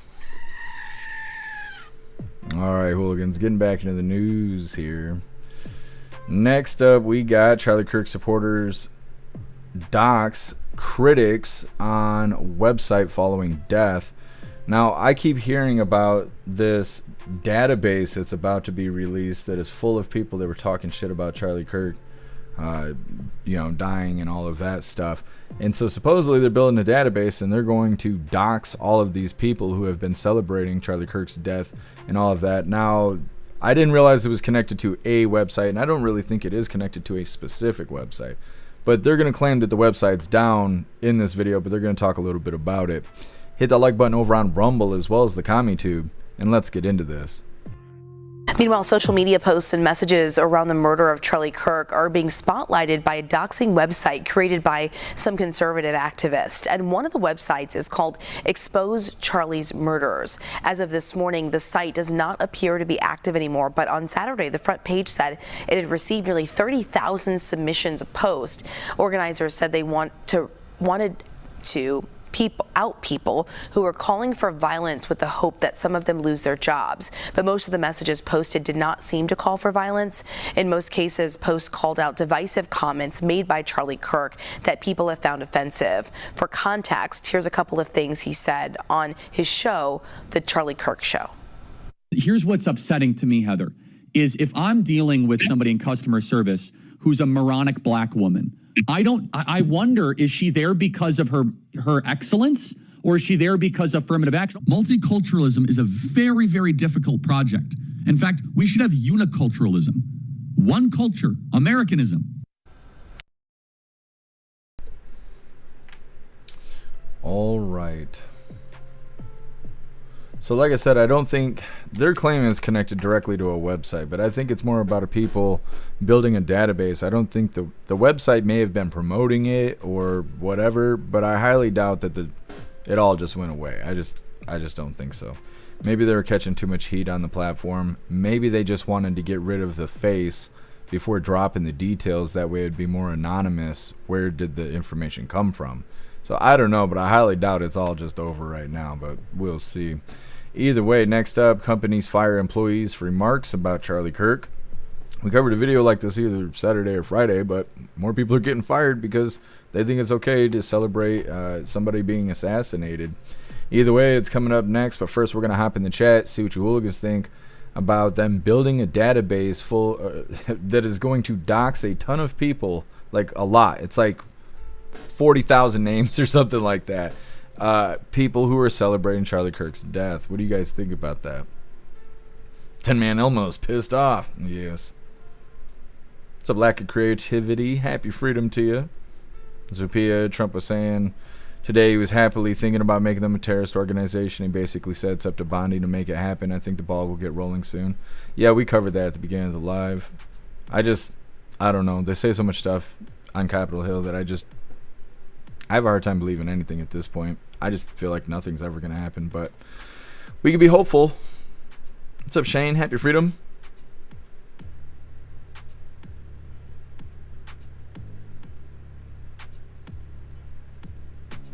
What's up, Chad? Happy freedom to you.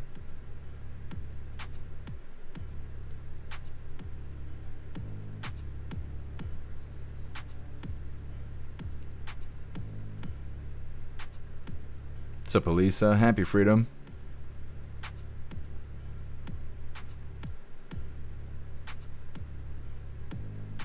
Boom. Antifa controls sections of downtown Portland. Yeah. Yes, they do. And that's because they need new leaders down there.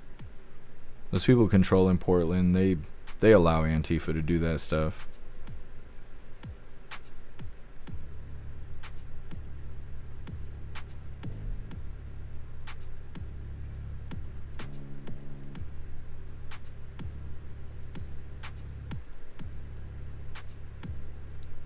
It's got the Excel spreadsheets being spread on some free speech channels. Yeah. I see it a lot on X. What's up, Lisa? Happy freedom.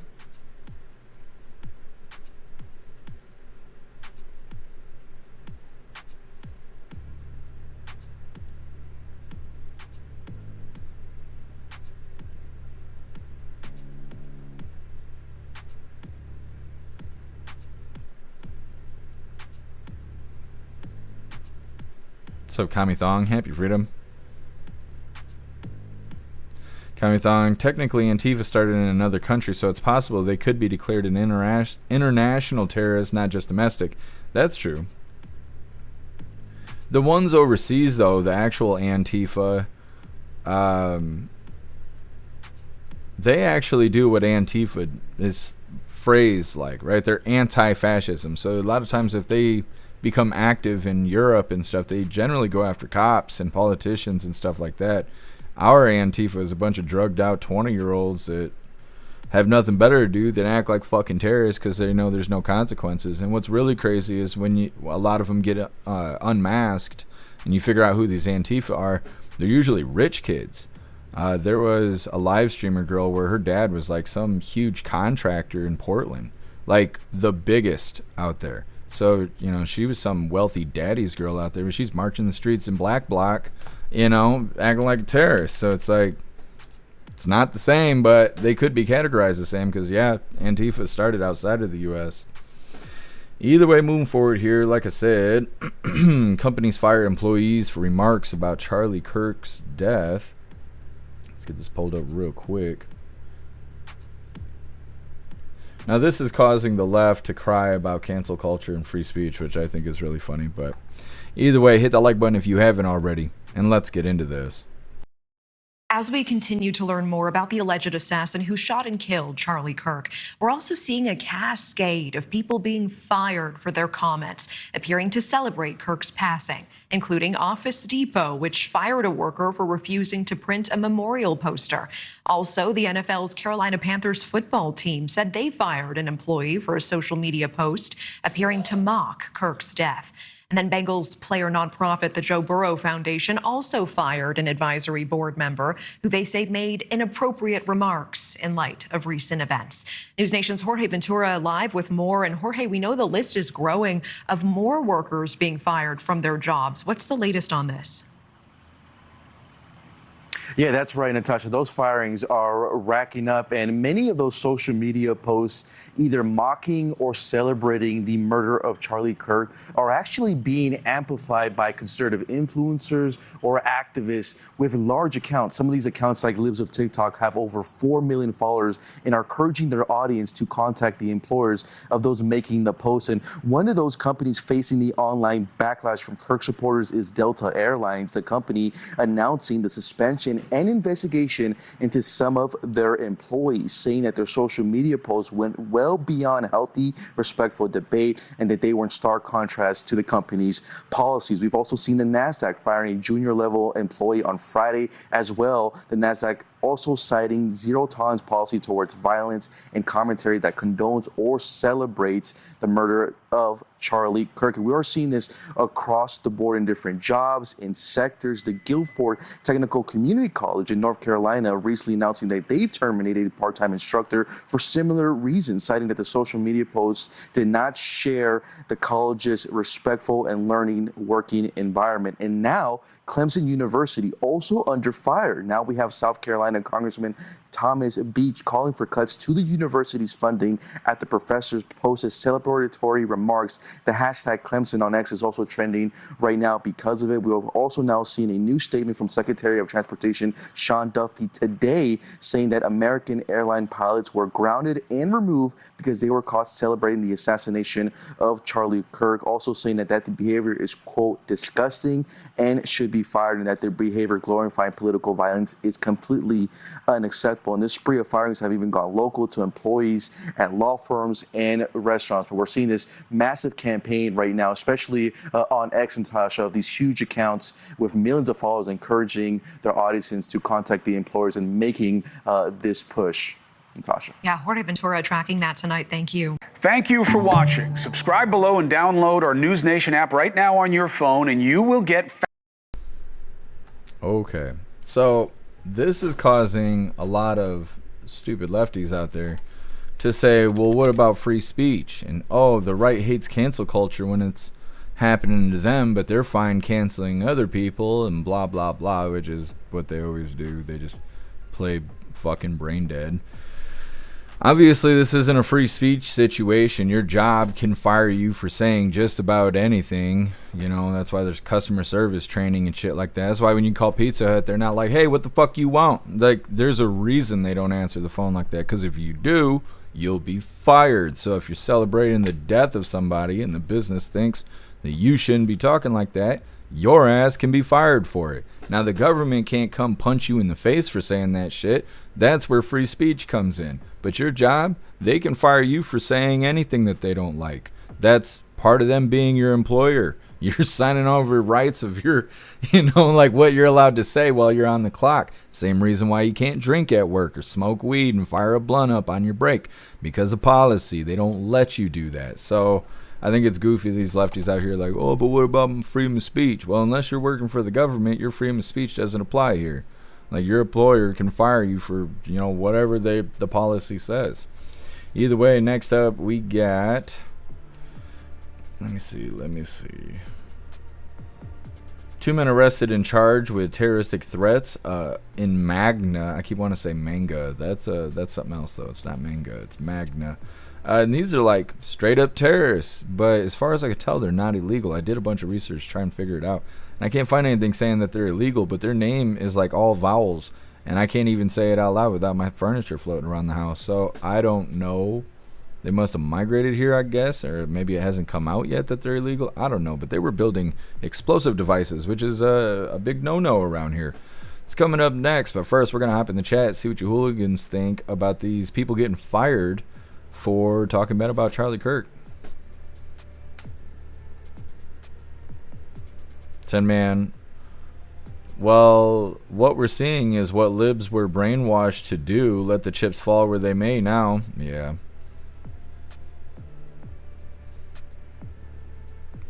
Cam Seamus, our college prez, put out an email this morning reminding everyone that if they are on social media tied to the college, they are responsible for their conduct and subject to discipline if unacceptable. Yeah, Captain Seamus. Yep. It's good they put out a reminder like that. Just let everybody know. Like, hey, don't be crying about getting fired. You want to, participate in the death cult.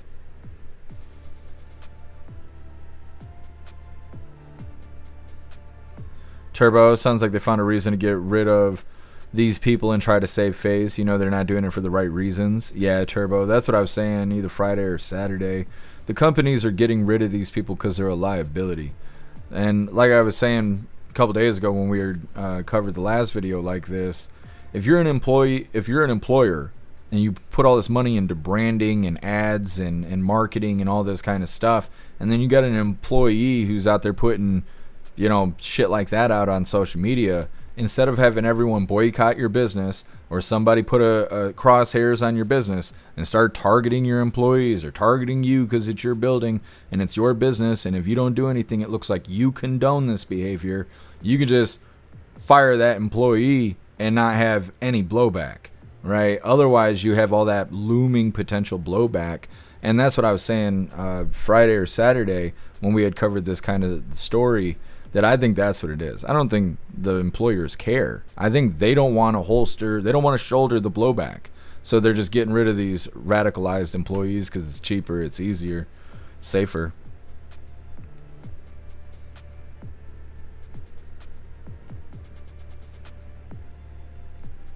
Guess shooters always attack their own school, but we never investigate the teachers for a reason. Yeah, I guess that's true.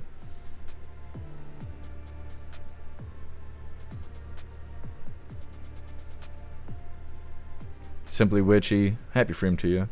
I find it ironic that their own way of canceling people has been used against them. However, I doubt they'll understand that that's what happened, or that what happened is because of their past and present actions. They won't learn from this. Yeah, Simply Witchy, no, they won't learn from it. Boom. I won't do business with any company that allows that crap. Yep, I feel the same way.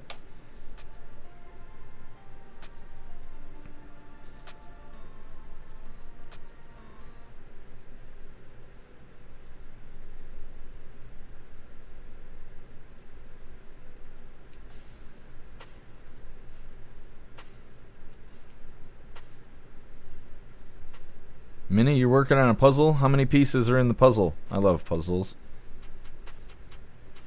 Chad, leftists create cancel culture. Leftists publicly promote murder. Leftists become victims of cancel culture. Leftists cry about cancel culture. Yeah, yeah, basically. That's exactly how it went. Ghostly, good for the heart. Seeing boobs lowers men's blood pressure. Real fact. I know. I wish more people cared. Plastic rag boobs make everybody happy. Share the boobs. That's right. We need t-shirts that say that. Share the boobs. What's up, my feed? Happy freedom to you. Told to carry Antifa are just dumb shits that weren't spanked as children. Yep, you're right. It's 1,000 piece, Minnie. That's awesome. I want to do a puzzle. 10 man, there's no cure for their condition, sad to say. You gotta lock them in a room without screens for 6 months. Otherwise, yeah, I don't think there's a way to fix it. Thank you so much, Richard, for gifting a sub over on Twitch. You're awesome. Thank you so much. So awesome. What's up, Scratsy? Happy freedom.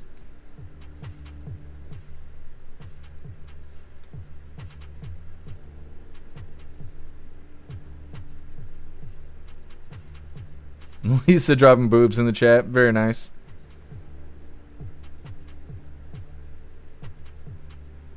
Cooper, ever try to use a business bathroom without buying something? Yes, and they allow you to do it mostly here because it's all a bunch of small businesses here. Plus, I think if, you know, they're nice to you and they let you use the bathroom, you might buy something. But I know not all places let you do that. Nick, some companies have the right to refuse service for any reason. Yeah, most restaurants are like that. At least here. What's up, Wayne? Happy freedom.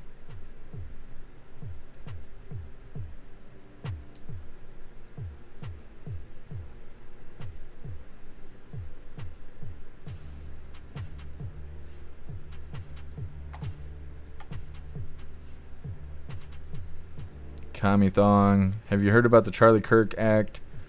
To reinstate the Smith-Mundt Act, to nullify the Smith-Mundt Modernization Act of 2013. Nope, I don't know anything about that, Kami Thong. I will have to look that up. Thank you for letting me know. What's up, Knowledge? Happy freedom.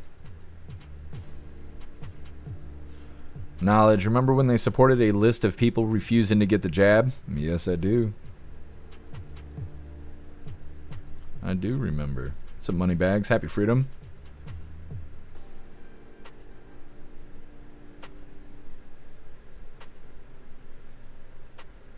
Wayward, how did his girlfriend transition, or his boyfriend? Which way was the transfer? As far as I know, it's a dude. I believe. Wayward, I always blame the Illuminati. There you go.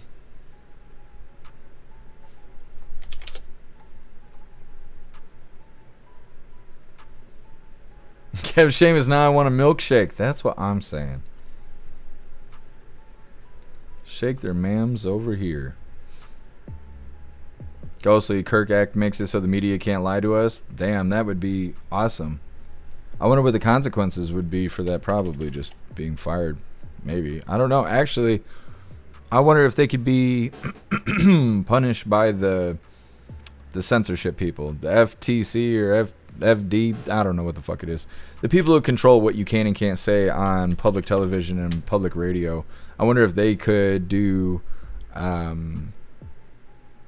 punishment if the media was to lie if they do pass the Kirk Act. I don't know. Either way, next up we got a pretty interesting story. Like I said, 2 men arrested and charged with terroristic threats in Magna. Now this is in Utah, because I looked it up because I know where it was, and then that's also how I realized that I was saying manga and not Magna, because when I googled it I didn't get the answers I was expecting. Either way, hit that like button over on Rumble as well as the CommuTube. And let's get into this.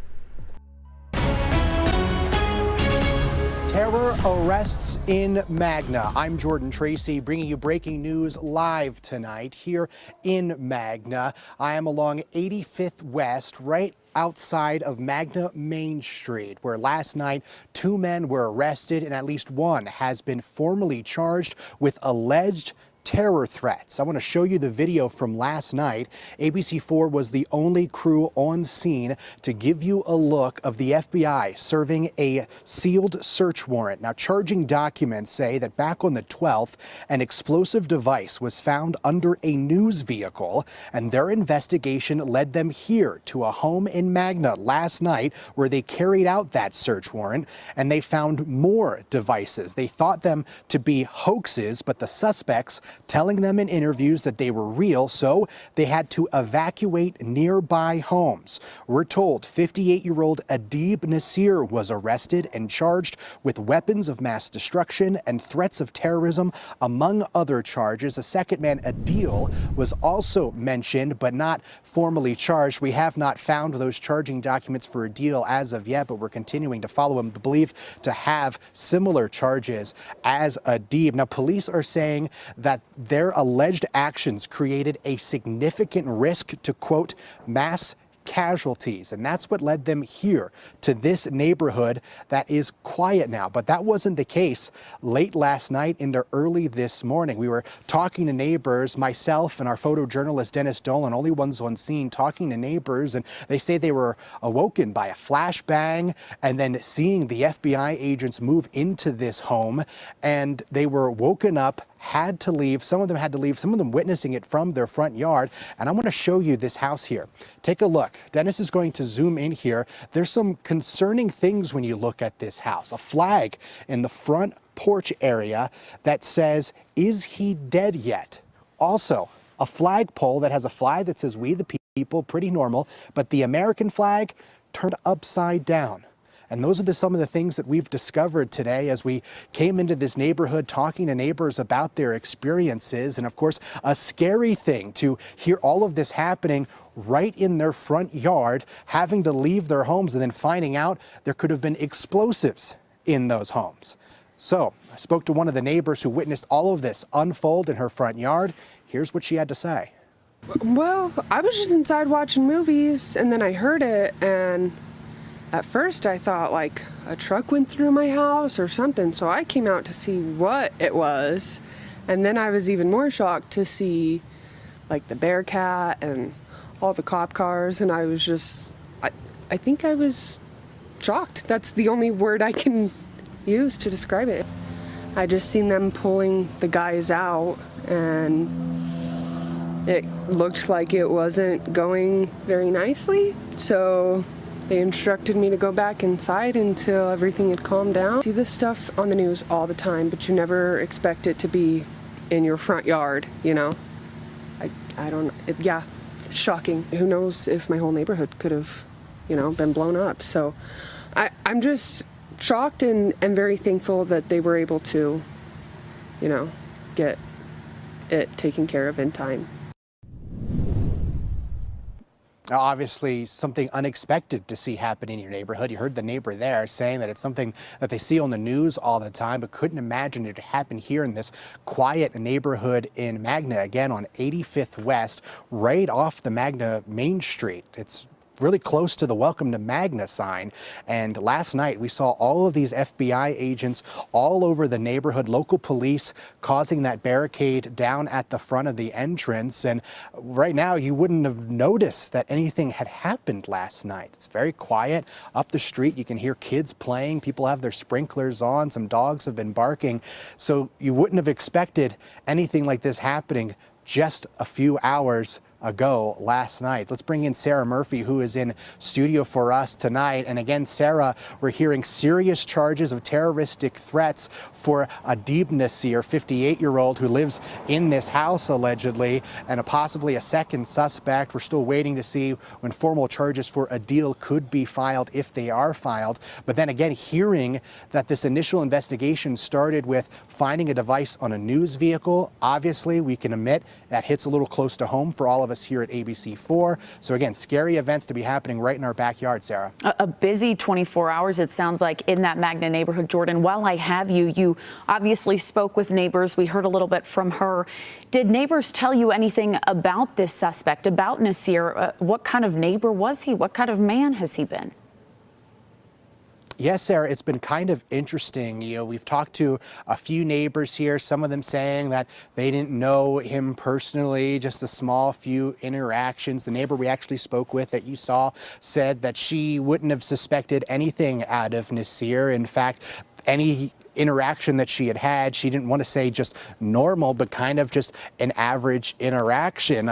Some of the people we talked to last night and caught up again with today said that they had interacted plenty and thought he was friendly and would never have expected, and again, never expect to see him after these charges. But another interesting fact, one of the neighbors here was telling us off camera, they didn't want to speak to us on camera, but said that they had a run-in with Nasir before and actually had to call the police after an interaction where they thought they were shining a laser into their apartment and actually had police come out and address that issue. So again, you think some people, your neighbors, and you might have no idea what could be going inside of a home, Sarah.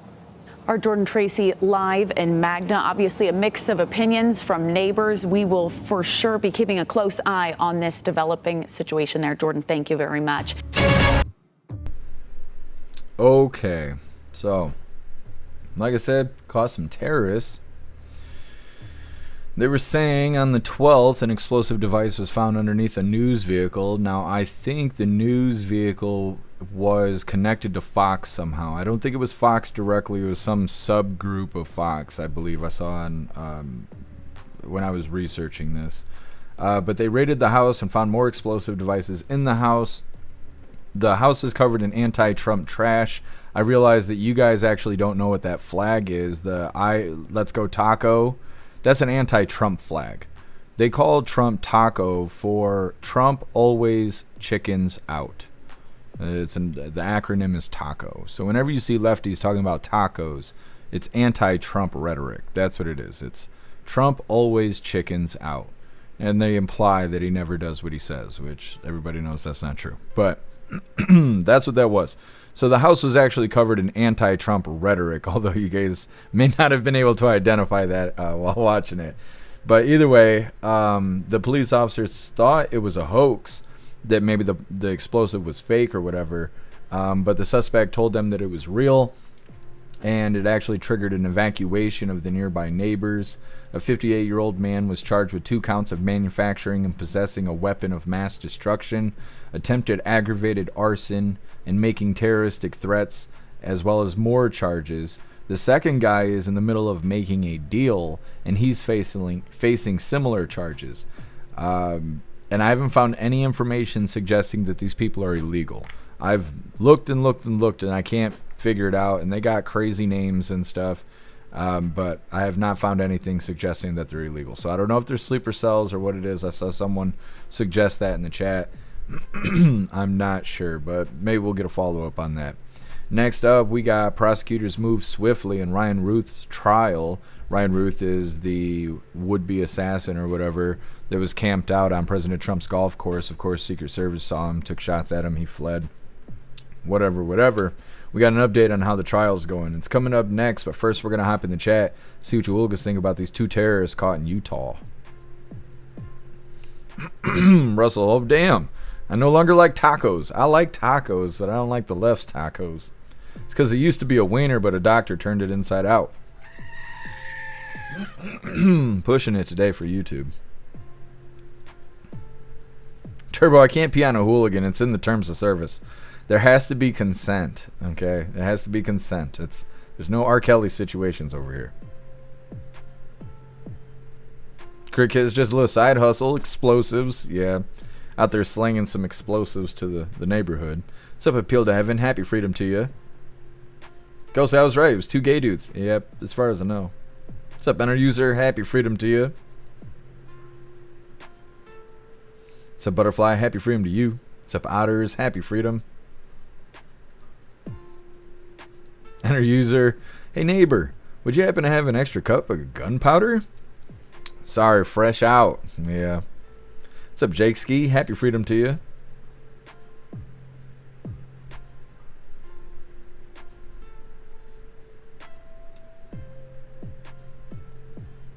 What's up, Steve CA? Happy freedom to you.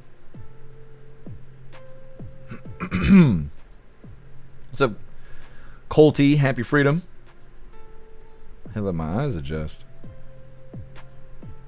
Crit Kiss, Demon Puppets following the globalist controller's script. Yep.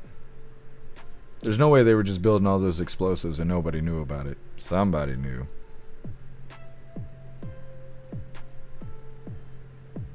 Supia, anyone else find it ironic that the shooter's boyfriend's last name is Twigs and he wants to chop his twig off? I mean, it is humorous, Supia. That's probably where the complex started. He hates his parents. He's like, I'm going to show them. I'm going to cut the twigs right off.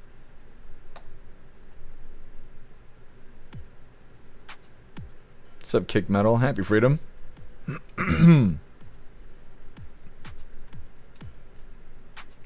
Thanks so much, Guess Who, for joining the membership program over on Twitch. And welcome to the family.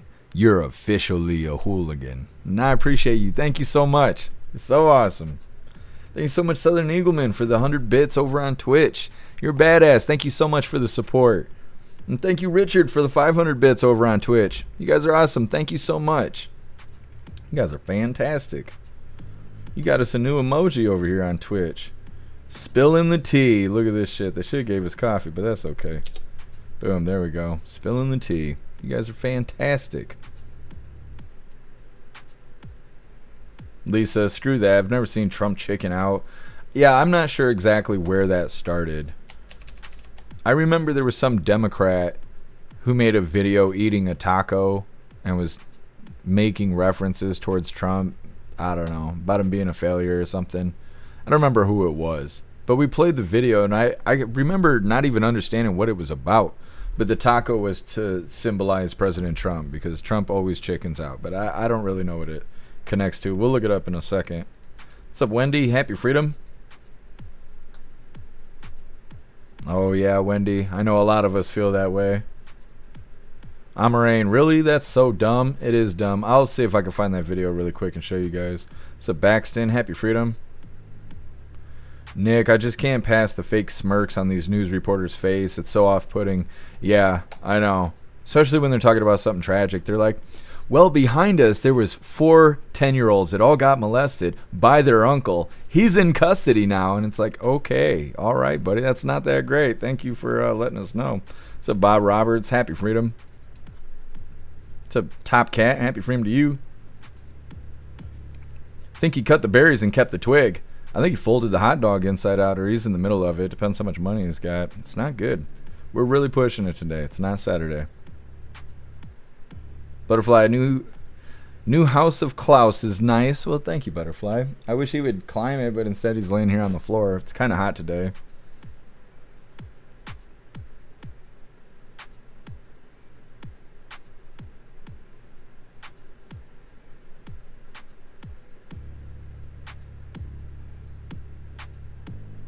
Butterfly on the tariffs. Yeah, I thought maybe it was about tariffs. Let me see if I can find the video really quick that did most of the promotion for it.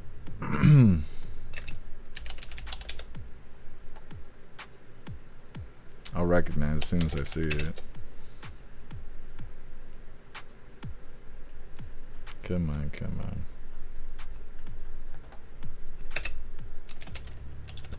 What the hell is that? Okay, that was some guy getting his head sawed off. You always got to be really careful when you're on X. You never know what you're going to see. It's usually death or boobs. And it's usually more death than boobs, unfortunately. Did they fucking wipe it from the internet or what? Like, I didn't think it was going to be this hard to find.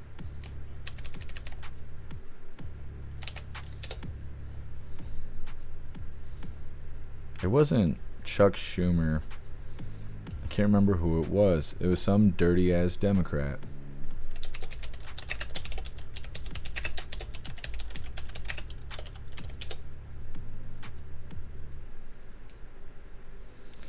Well, I guess they made too many videos referencing the whole stupid taco thing, because I can't find the damn video.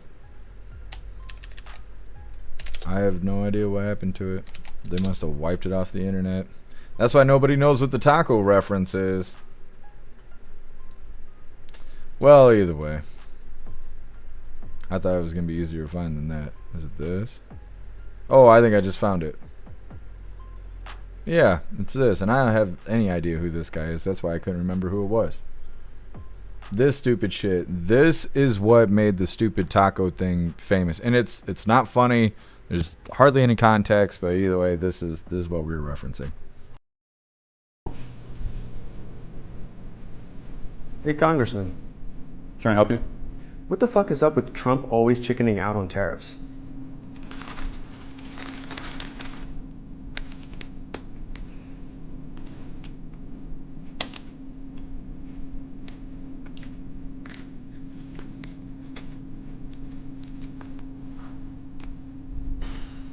Anything else? Nope, that's it.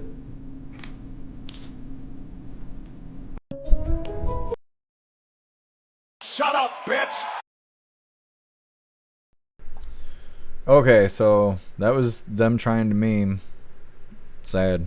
Sad. I told you it wasn't very good. Either way, that's what made it all such a big deal. Everybody's like, oh, Trump's a taco. So yeah, when you see people with tacos in their username on X and shit, it just highlights that they're a lefty.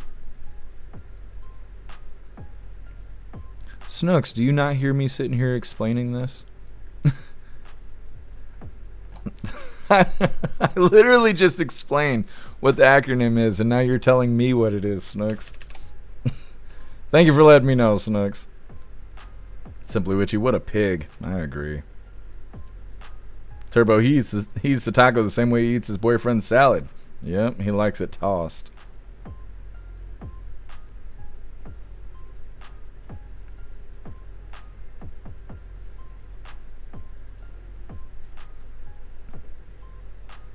Hey, thanks for being here, Captain Seamus. Enjoy the rest of your day. So, man, I don't get it. Yeah. Like I said, there's like no context to it. It's just awful. It's just awful. The whole taco thing is stupid. Thank you so much, Ramsey, for that $10 donation over on Rumble. Really appreciate you, Ramsey. Thank you so much for the support.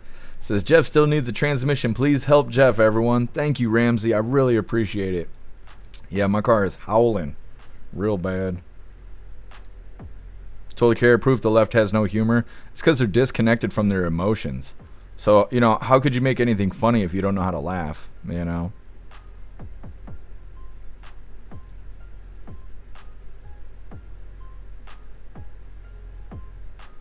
Zupia, he is some loser from the Financial Times named Robert Armstrong. And it was about tariffs. Yeah, Zupia. Crick Kiss, no wit or humor with the tards. You're not wrong. Otters, the ignoramus in his natural habitat eating something. Dumb. Yep, so dumb. Ghostly left still can't meme. No, they can't. Elder Zoomer cringe. It is, I know. Bob Roberts, thank you for joining us over here on Rumble. Oh, you found it, Ghostly? Yeah.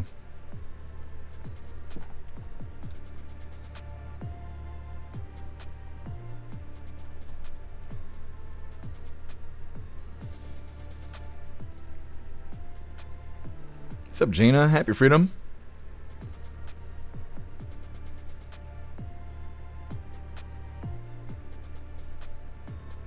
Metal, the lefties are ruining tacos for me. Yeah.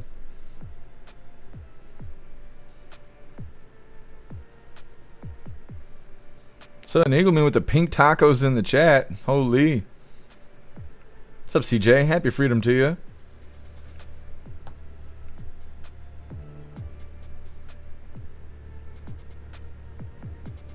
Wendy, he doesn't work. Haven't seen the left do anything. But we knew that already. I can say I don't like them. Yep, I feel the same way, Wendy. Nick, I don't know. I like stupid humor like Scary Movie. But what the fuck was that? Yeah, I feel the same way.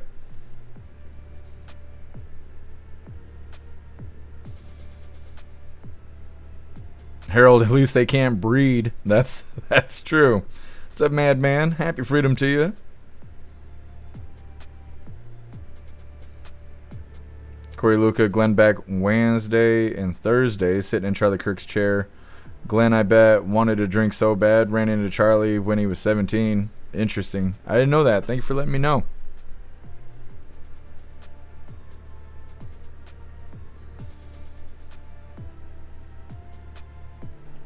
Turbo, Democrats are just all the kids that didn't want to grow up and no one made them.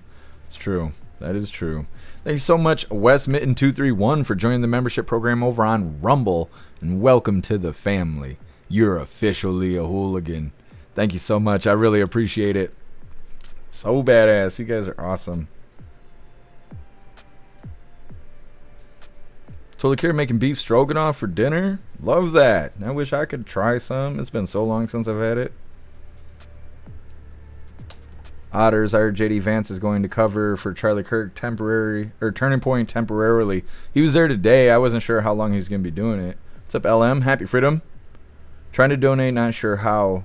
There should be a $sign button, even if you're on the app, I believe. You just can't join the membership program through the app for whatever reason.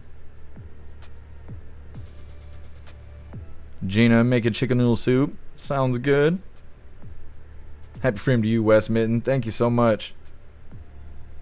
All right, hooligans, we're going to move forward here. Like I said, next up we got Ryan Routh. Let's get this pulled up real quick. Come on, come on. All right, this is titled Prosecutors Move Swiftly in the Ryan Routh Trial. Hit the like button if you haven't already, and let's get into this. Well, today, the federal criminal trial for Ryan Routh enters its second week. Prosecutors moving swiftly through the case, calling more than 10 witnesses and suggesting Routh's plan was calculated and that the would-be assassin prepared for anything, including having a carefully crafted gear checklist. News Nation's Brooke Schaefer joins us live from outside the courthouse in Fort Pierce, Florida. So, Brooke, where do we stand this morning? Well, Kelly, Ryan Routh minutes ago just pulled into this federal courthouse where his criminal trial is moving very quickly. Already, we have seen more than 10 witnesses called by the prosecution. Ryan Routh could call his first witness this week. So far, we've heard testimony from a lot of law enforcement, mainly from the FBI. They have testified in part about the sniper's nest they say Routh set up right next to President Trump's golf course, and the bags they found with snacks and metal plates inside they say Routh had planned to use to shield himself. The jury on Friday, Kelly, they also saw the rifle prosecutors say Routh was holding. An FBI agent showed the jury the gun, the magazine, and the bullet in the chamber as the prosecution during that testimony really focused in on intent, claiming Ryan Routh was outside Trump's golf course for one reason last year, and that was, they say, to shoot and kill then-candidate Trump and to make sure he didn't get reelected. The prosecution told the jury this plot was carefully crafted and deadly serious. Kelly? Yeah, and Brooke, you know, with the pace picking up quickly, all of this moving swiftly, has the timeline changed overall? It will probably get moved up a lot, Kelly. Keep in mind, this trial was slated to last about 3.5 weeks, but the prosecution told the judge on Friday they'll probably be done calling witnesses by Thursday. So things are moving really quickly, and attorneys I've talked with tell me a lot of that likely has to do with the fact that Ryan Routh is representing himself. He does not have a legal background. He's struggled with court procedures. His cross-examinations are very short, and he hasn't objected once. The judge has even had to reprimand him at times, telling him to stay on topic and that attorneys are on standby and they can step in. The judge has the power to order that standby counsel, that's the federal public defenders that are there with the defendant in the courtroom, that they take over. She could do that. It's rare, but it does happen. And this may be the case where it needs to happen because he is making a mockery of this case. He is creating a circus out of this case. And yes, right now it only hurts him and his defense, but it could open the door to a successful appeal if he gets real appellate lawyers on his side. Ryan Routh could call his first witness by Friday. Kelly? Yeah, all of this getting off to a wild start. All right, Brooke, as always, thank you. It is. Thank you for watching. Okay. Little update there on the whole Ryan Routh situation. They're saying that they've called 10 witnesses so far by the prosecutors. The prosecutors are expected to be done calling witnesses by Thursday. The judge can force the attorneys to take over in Routh if Routh gets off the rails and stuff like that, which I think is weird. If you're representing yourself and you run the trial into the ground, that should just hurt you. I think it's weird that they can force the attorneys to take over. But then they mentioned that he could be creating a situation where at the end he could try and file for an appeal, like we've been kind of saying. I don't know if he waives his rights to, say it was a mistrial or whatever, if he represents himself or what. But every time we cover an update on the Ryan Routh situation, they keep bringing up this fact that it seems like he's going to create a situation where he's going to be able to appeal or something like that. So I don't know. It kind of sounds like all of this is a waste of time because he's doing some strategy. Either way, next up we got the last little bit of the news. It is Lefties Losing It, and this one's titled Jeffree Star Calls Out the Left's Deranged Hate. It's coming up next, but first we're going to hop in the chat, see what you hooligans think about Ryan Routh's trial here. Now let me see, I saw some notifications. First, I'm going to give a huge shout out to Obnoxious Scott. Thank you so much for the $10 donation on Rumble. Really appreciate you. Thank you so much for the help. It says, more tranny money. Thank you, Obnoxious Scott. I really appreciate it. Let me see. And thank you so much, LM, for that $10 donation over on Rumble. You're so awesome. Thank you so much for the support. It says, rest in peace, Charlie Kirk. Welcome righteous judgment. That's right, LM. Thank you so much.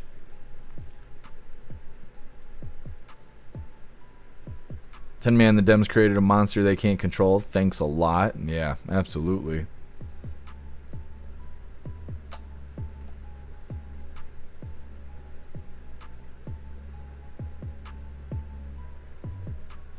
Elder Zoomer, you can't argue bad counsel if you represent yourself, I think.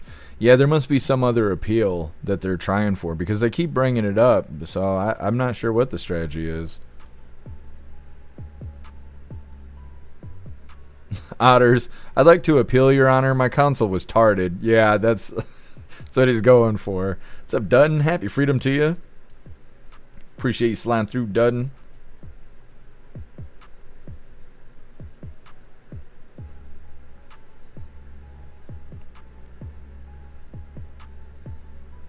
Otters, he was trying to make a mockery of our country. Yeah, absolutely.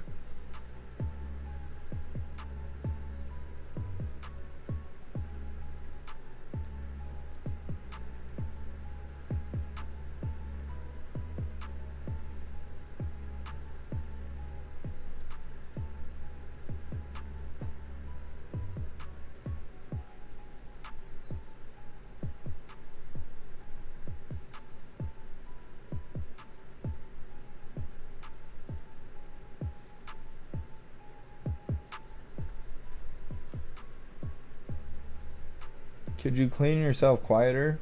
I mean, what do you think? Loud. Slurping sounds. That's Danny's over here cleaning his arms and stuff. Metal. Sounds like a Subaru needs a new Subaru. Yeah, pretty much. Guess who? It's like the case Daryl Brooks. It'll be a clown show. Yep, and that's what they keep saying too. Harold Beef Stroganoff was my name in high school. Is that so?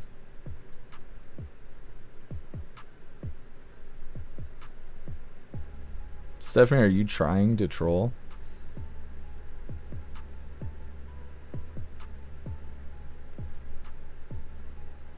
Wendy, they all eat tacos. They all eat wieners. That's what's wrong with them. On a strict diet of gay wieners. Obnoxious Scott, the Soupy will need head gaskets soon. No, I got him replaced. I've already done the head gaskets and the timing belt. I'll be good until the motor blows. Till I hit 300K. I got another 100,000 to go.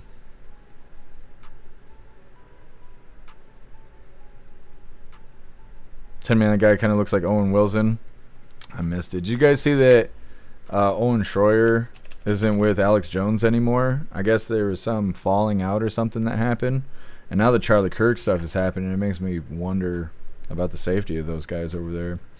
Either way, we're going to move forward here. Like I said, we got Lefties Losing It, and this one's titled Jeffree Star Calls Out the Left's Deranged Hate. Now, if you don't know who Jeffree Star is, he's sort of like a shapeshifter. He's a dude dresses up like a girl, but he does know he's a dude. He's mega famous, makes makeup and all kinds of other stuff. But he knows he's a dude, and he was staying up for Charlie Kirk, and his followers did not like that shit. But of course, this is Lefties Losing It. It's going to be a plethora of lefties losing their marbles, so make sure you hit that like button, and let's get into this. Is that Rita's O face? You should shower next time. That's what that looks like. Anyways.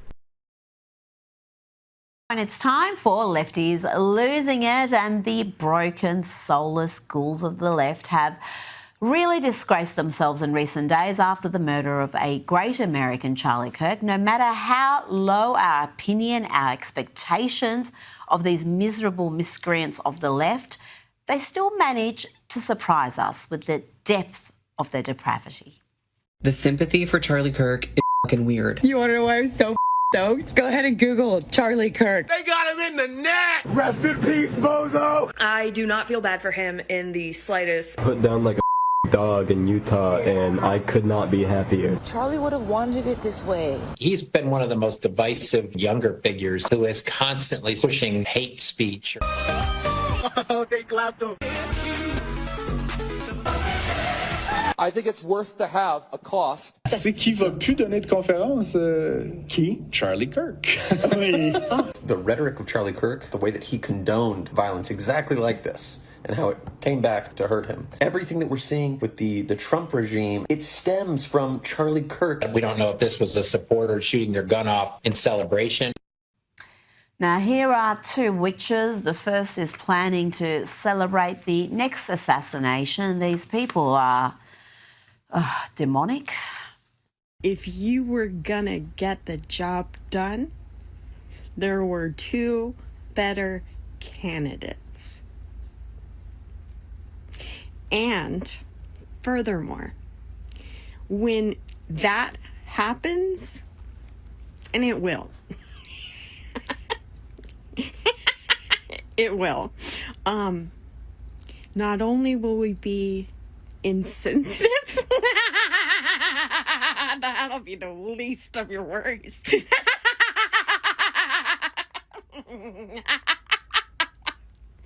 it's gonna be the biggest celebration, the biggest, most beautiful celebration. Shut up, bitch! Hideous, just hideous antics. And here is one hard left troll, a vicious and callous lefty straight from Central Casting. Sadly for us, this one's Australian. Pretending that you don't enjoy a terrible person's death is not dignified, it's cowardly. And this is exactly how we got here, because this is what Trump is an absolute master at. He is a master at saying the worst, most uncomfortable things, and people on the left just sitting there going, oh, I'm too scared to say what I really think. You just go along with it. You say nothing because it's not uncomfortable enough for you. The only people I have any empathy for in the Charlie Kirk situation are his victims. That is it. Now, instead of reflecting on the utter evil of what she said there, what she had chosen to share on the World Wide Web, well, instead of reflecting on that, she decided to double down on the ugliness, on the bile, on the depraved lunacy. All of the drama, I want to reiterate that it is not wrong or unethical or unkind to laugh at the misfortunes of terrible people. That Charlie Kirk incited violence. That's what he did. And then that came back to haunt him. That was his decision. So it's got nothing to do with the people who are laughing and joking about him becoming a human water fountain. Just foul, vicious, deranged hate. What else can you say about that? Let's have a brief antidote to that ugliness. Let's hear from Jeffree Star, the original, the OG influencer. He had a message for those celebrating Charlie Kirk's murder. Because I'm standing up for someone that passed away, I'm now being called names in the chat. This is what's wrong with a lot of you people. You will never get far in life. You are sick in the head. Someone just said they're unsubscribing from me. Thank God, please. Because if you believe in they and thems, you're part of the problem. If you're so stupid enough to go against science, please unfollow me. You can be whoever you want to be, but there's science and there's facts. You can pretend in your head you're a cat. You can pretend in your head that you're this and you're that. Good for you. You're still only A or B. And the truth hurts a lot of you, I see. And huge props to Jeffree Star for that. He posted plenty more on the issue. His following is enormous. He has over 13 million followers on Instagram alone and many more on TikTok, and many of them are of the left. He pays a big price every time he speaks up, and that takes courage. And it's all about courage and conviction. If you want to know why Charlie's work was so important in giving confidence to students to speak freely, to conservatives to boldly state their position in the face of enormous intimidation on university campuses, let's have a look at this clip. This intimidation is not just from radicalised students, it's also from academia. Listen to what happened to this young man.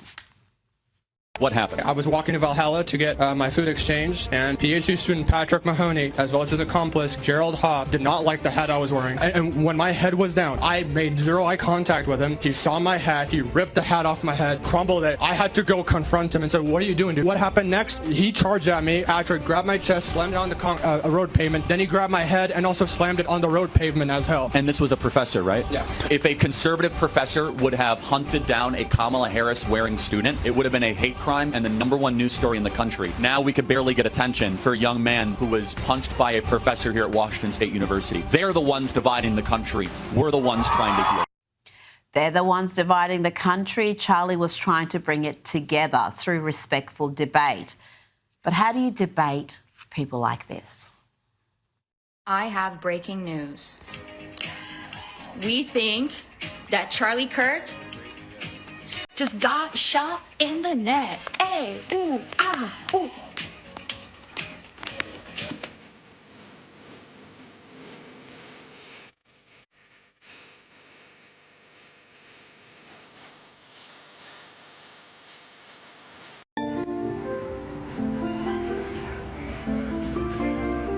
Live by the sword, die by the sword.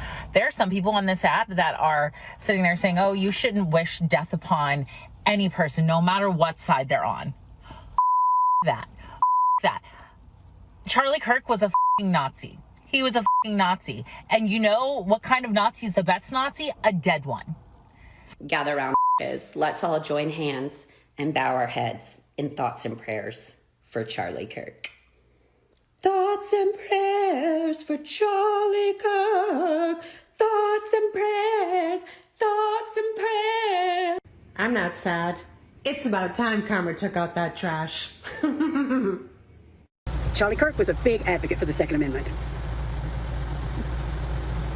It worked out well for him. The best part of this whole goddamn thing is that he is not martyr material, so his death will mean nothing. It will activate no one. It will mean nothing. Charlie's death will mean nothing. It will impact no one. Really? It will activate no one.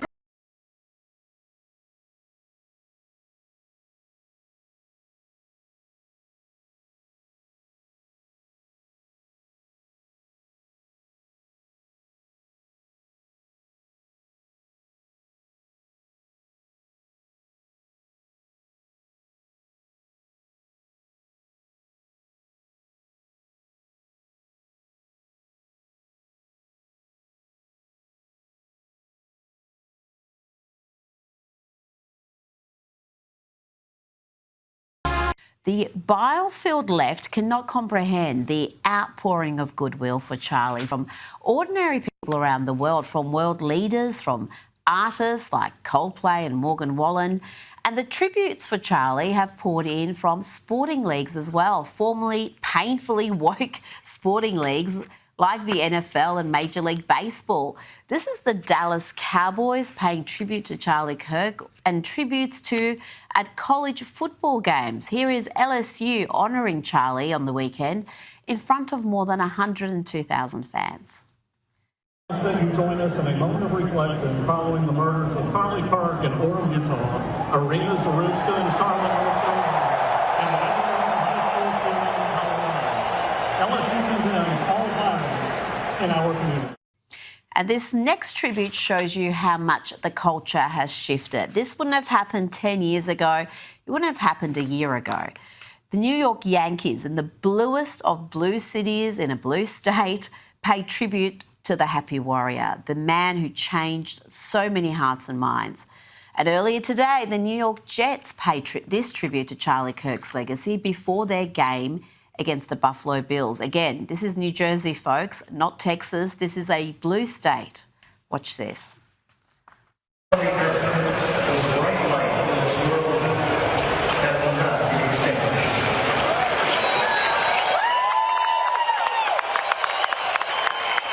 And the tribute from the Jets did not end there. As the crowd chanted USA, a video of Charlie and a message from his widow Erica played at the stadium.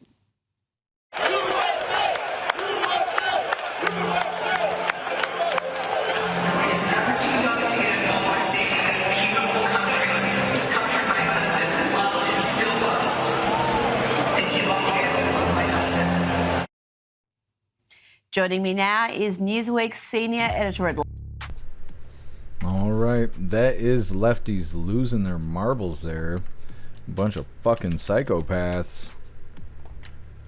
It's crazy because for 5 years we've had to listen to trans violence fake shit. They're always saying, oh, trans people getting killed in the streets. No, the fuck they're not. Otherwise, there'd be so many celebratory videos right now and blowback of everything they're doing against Charlie Kirk. That's the thing, is it's all fake. There ain't no trans violence in the street. That is fake bullshit. And now they're over here celebrating what happened to Charlie Kirk. They're lucky that the right has so much to lose. Everything they've actually earned in life, they don't want to give it up just to go and cross lines with those fucking idiots out there. They're so lucky. They're so lucky because they are the weakest amongst us and they're out there celebrating death. What a bunch of fucking sissies. Either way, that is the last little bit of the news I have for you hooligans. We're going to get into the fun stuff. We're going to be opening today's door of the Advent Calendar sent by Beck Frank. And we got our 2 funny videos of the day. First one was provided by Cerebrus, and it's titled Oops. And our official funny video of the day was provided by Stoner, and it's titled Why Do We Think the Things We Do? All of that's coming up next, but first we're going to hop in the chat, see what you hooligans think about lefties losing it.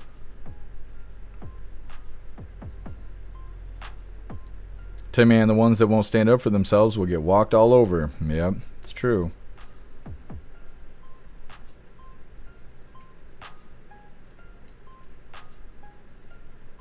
Simply Witchy, good grief, sounds like the witch from Hansel and Gretel. Yeah, that woman is a psychopath or whatever she is. That they, them there. Thank you so much, LM, for joining the membership program over on Rumble, and welcome to the family. You're officially a hooligan, and I appreciate you. Thank you so much. So badass. Okay, I kind of think there isn't a thing as a trans person. Yes, it's true. That is true. Well, the thing is if they wanted to take the shapeshifter stuff serious, they would have standards. There would be standards to meet. So if I went in the room and threw a dress on, I shouldn't be considered a shapeshifter in the same group of people who go get surgery to turn their wiener inside out, right? If all you had to do is throw a dress on, then why are people turning their wieners inside out? That shit doesn't make sense. There's no standard. It's all just mental illness. That's all it is. That's all it is mental illness. That's why they shouldn't be allowed to buy firearms. We don't need to pass laws to make it so shapeshifters can't buy firearms. You already are not supposed to buy firearms if you are mentally unstable, and it asks you that in the questionnaire when you go buy a firearm. So they are lying on gun applications, and they should be held accountable because they're mentally ill. They are worse than people that are diagnosed with schizophrenia and stuff. People are suffering from schizophrenia. These people are outwardly hurting everybody. They're shooting up schools and everything else. They're the worst. They need to make a list. That's what they do. They make a list for parents that have concerns that go to School board meetings, right? Those are landing on the FBI watch list. How come the shapeshifters aren't? They're the ones taking hormones and pills and shooting up schools and hurting kids and having drag queen story hour and all this other bullshit. They need to be on their own list. What's up, Hat the Cat? Happy Freedom. Kaz, make a damn list. Yeah, everybody, you know, all of us are on the list. How come they're not on a list? Come on, man.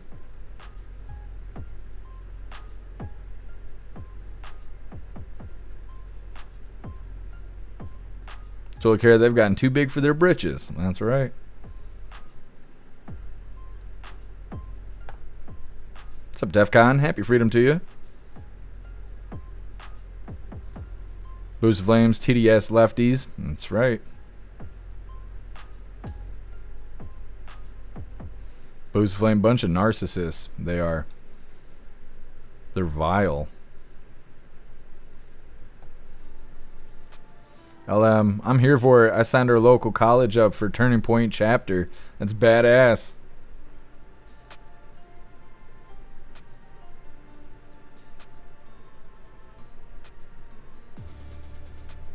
What's up, Rich? Happy Freedom.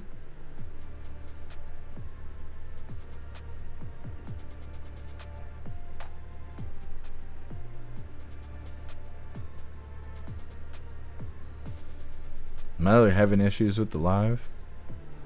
What's up, Fighter? Happy Freedom. Yeah, it is absolutely mental illness. What's up, Parabellum? Happy Freedom. Parabellum, here's a fact. You're a weirdo. They are a bunch of weirdos. No, you figuring it out, buddy? Get your booty in the hammock. Do you guys see this giant cat? You can only see his big booty. Get your big booty in there so I can show everybody how funny you are. You get it figured out? You're gonna have to stretch that out. Oh, you make it? Let me see if I can pull you over here. You're a good boy. Can you guys see this? This cat. It's a big cat in a little bowl. You're a good boy. You're a good boy. And you got a little bell. What do you think? Huh? What do you think? You see this cat? You can't see. It's in a hammock. He's blobbing over the top. I don't know. Whatever. As long as he likes it. Shit. So funny. What's up, ACB? Happy Freedom to you. What's up, Sean? Happy Freedom to you. Yeah, I'm thinking it might be your Wi-Fi if you're having the same issue across multiple platforms.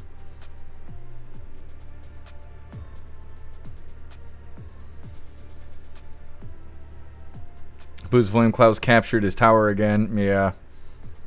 He's breaking it in.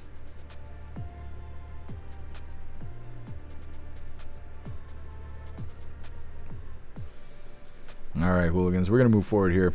Like I said, we got the fun stuff coming up. We're going to be opening today's door of the Advent Calendar sent by Beck Frank. And we got our 2 funny videos of the day. But first, I want to remind you, hooligans, if you'd like to support the live to keep us running, you're welcome to use the links in the description in order to send donations. You could do that by using PayPal, Cash App, Stripe, Zelle, Venmo, Locals, Buy Me a Coffee, or you can even send crypto. Let's see what we get today from the Advent Calendar sent by Beck Frank. Now today I think is day 7 or is it day 6? I think it's day 7. No, it's day 8. Where is day 8? This is what it looks like if you guys don't remember. And it's not in order, so I was gonna hunt for what door is next. Oh, we got something. I don't even think Beck Frank's here right now. She's missing it.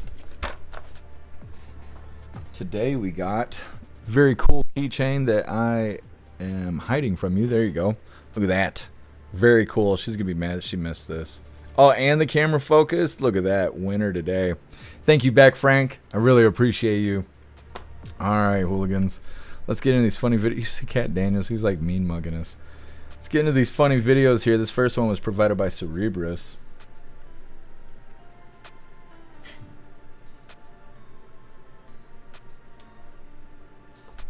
You getting it all figured out? Big old bowl of Klaus. Yeah, we're gonna tighten this up. That's what I told her. Anyways, first video here, like I said, it was provided by Cerebrus, and it's titled Oops.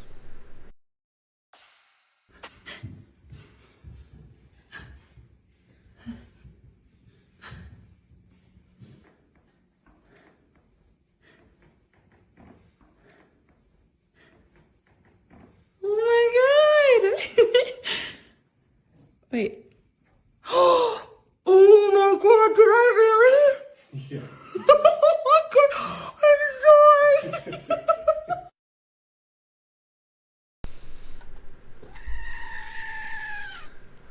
What a good guy, because that's not how I'd be responding. I know that. Come home from work, and fucking lights don't work. Oh no, I'm getting mad. You ain't getting flowers and no fucking candles. You're no longer allowed to be in charge of money and bills. Sorry. Either way, getting into our next video here. This one was provided by Stoner, and it's titled, Why Do We Think the Things We Do? Come, boy, come. It's just, I'm glad that I'm not alone, and that we all thought a grown man was going to walk out with a leash in his mouth in a gimp suit. The problem is that we're not talking about why did we think that, you know? That shouldn't be a thing. Like, the dog was the shock value, right? And had it been a man, we would have been, like, we wouldn't have laughed, and we wouldn't have been shocked. We just would have seen it and been, and then we just would have kept scrolling. We would, as if it's, you know what it is? It's the kink talk and the bisexual girlfriends. I'm not saying they need to be gone. We love having them, but we need to see the side effects that it's happening. Something's broken, and I don't think I'm ever gonna fix it. Yes. Well, hooligans, that is all the coffee I had for you guys today. Grab this Linktree link really quick. I'm going to drop it in all the chats. We're going to read through. We got the Pledge of Allegiance coming up next.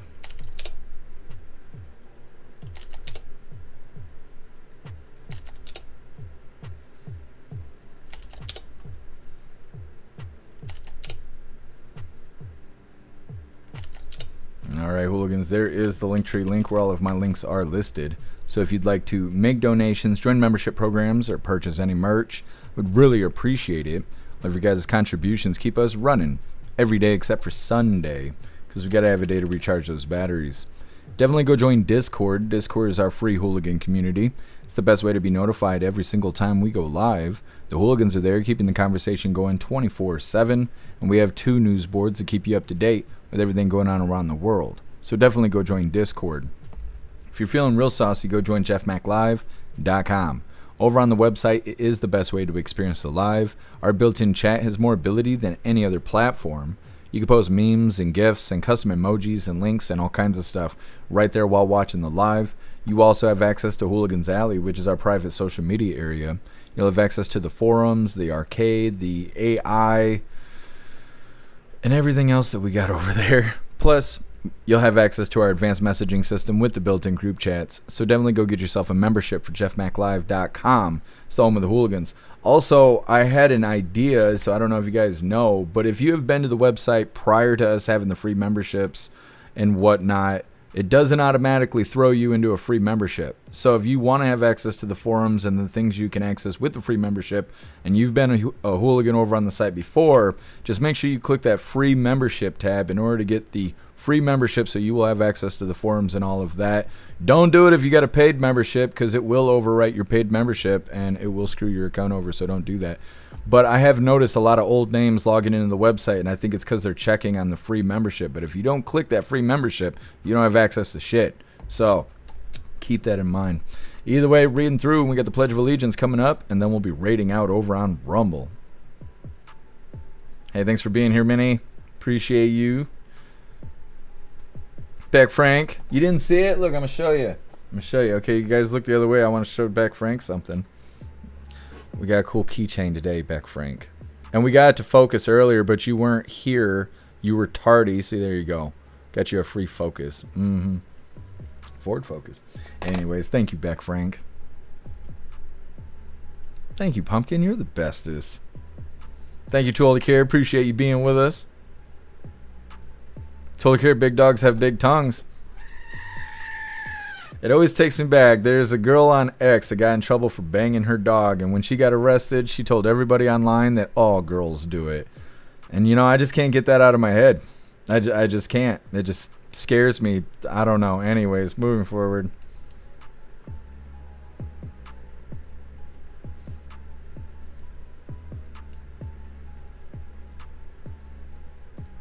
Booze Flames, the tower was a rockin'. I know Klaus Daniels. It's Klaus Kong over here. Booze of Flames. Is Klaus's fat rolls hanging over? Klaus is just hanging over the edge here.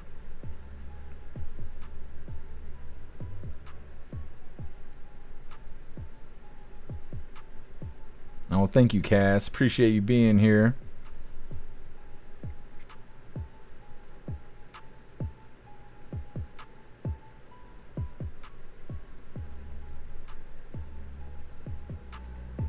Beck Frank, my fault. Yeah, it was your fault, Beck Frank. Come on, man.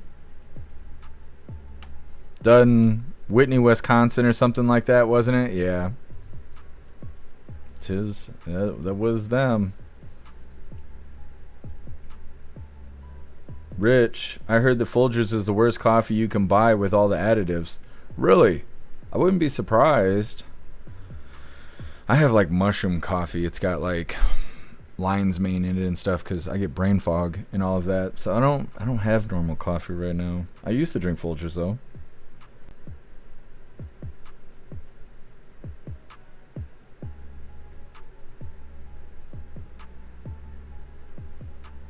Oh, I appreciate you, LM. Thank you so much for all the support.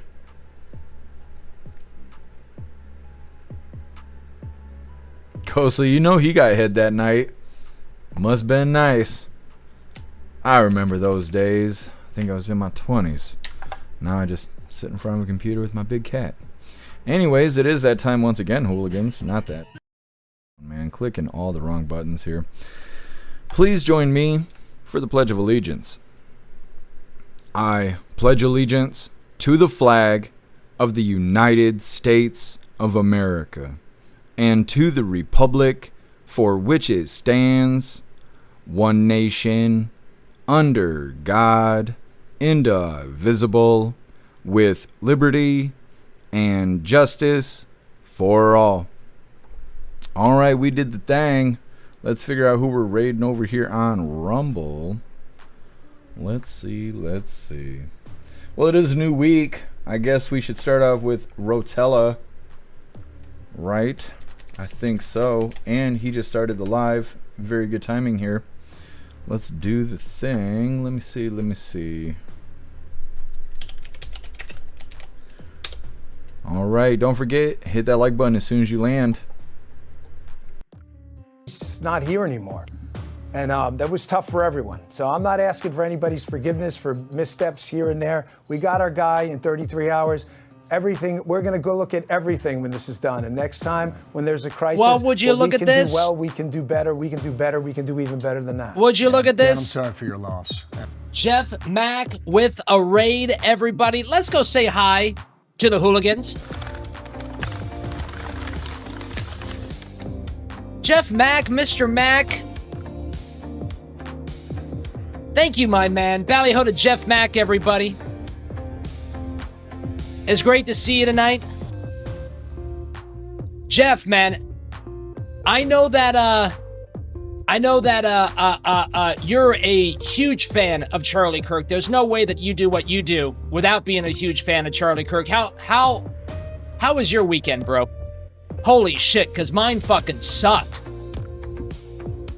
Welcome in, Beck. Nice to see you. Welcome in, Pumpkin. Welcome in, for the Fodders. Welcome in, Boosted. Too Old to Care. Nice to see you. Kaya, welcome in.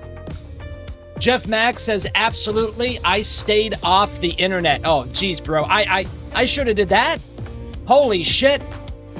Giggling Spy, welcome in.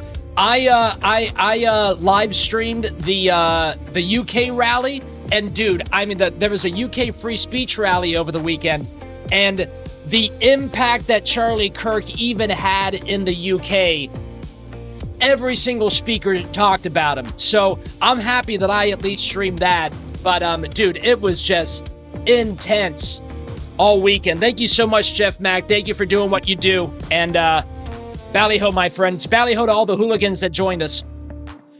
You're right, lover of all. The best is yet to come now that you hit that follow button, Ballyho. Yeah, dude. I mean, Jeff, just every single speaker talked about Charlie Kirk. It was, it was crazy to watch. All right, everybody, welcome in. Come on in. Hooligans, we love to have you inside the dome. You're always welcome. You can tell that Mr. Mack pays a lot of attention to his chat just because of how well the chats coexist with each other. Come on in, hooligans. We're going now to Kash Patel on, I don't know what the hell he was on this morning. Fox and Friends giving some updates on the case. We'll see you later, Jeff. Thank you so much. Hooligans, come with me. Let's. Fantastic raid, you hooligans. Very nice. All right. We're going to read through one last time, but we are wrapping this up. We'll be live again tomorrow, 3 p.m. Eastern time, for the very next Coffee with Hooligans. Hey, thanks for being here, 10 Man. What's up, Sly Dog? Happy Freedom. Thank you, Rappy. Enjoy the rest of your night. That's right, Otters. Play ball. Oh, we love you too, Pumpkin. Thank you for being with us. Thank you, Cass.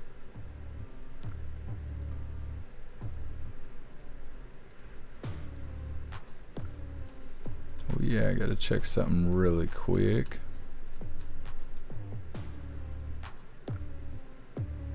Oh, I'm not able to scroll back far enough. Interesting. Oh well.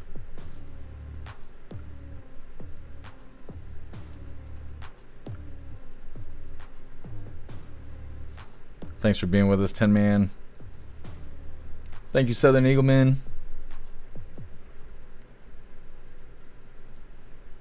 I'm wearing the gimp suit. Yep. I don't know why we all expected that. I blame the internet. Alright, hooligans. It looks like we're good to go. Like I said, we'll be live again tomorrow, 3 p.m. Eastern time, for the very next Coffee with Hooligans. I really appreciate all of you guys being here. Thank you for helping me cover the news, and thank you for helping me make the news suck a little less. Go out there and enjoy your day. Be safe, but find yourself something good to eat. I'm going to do the same thing because we all deserve some good food. But make your way back to us tomorrow, 3 p.m. Eastern time, for the very next Coffee with Hooligans. Huge shout out to everyone that made donations, joined the membership programs, or purchased any merch. I really appreciate all of you guys, and I wouldn't be able to do any of this if it wasn't for you. So thank you so much for all your support, and I'll see you on the next live. Until then, stand tall, shine bright, and that's a wrap.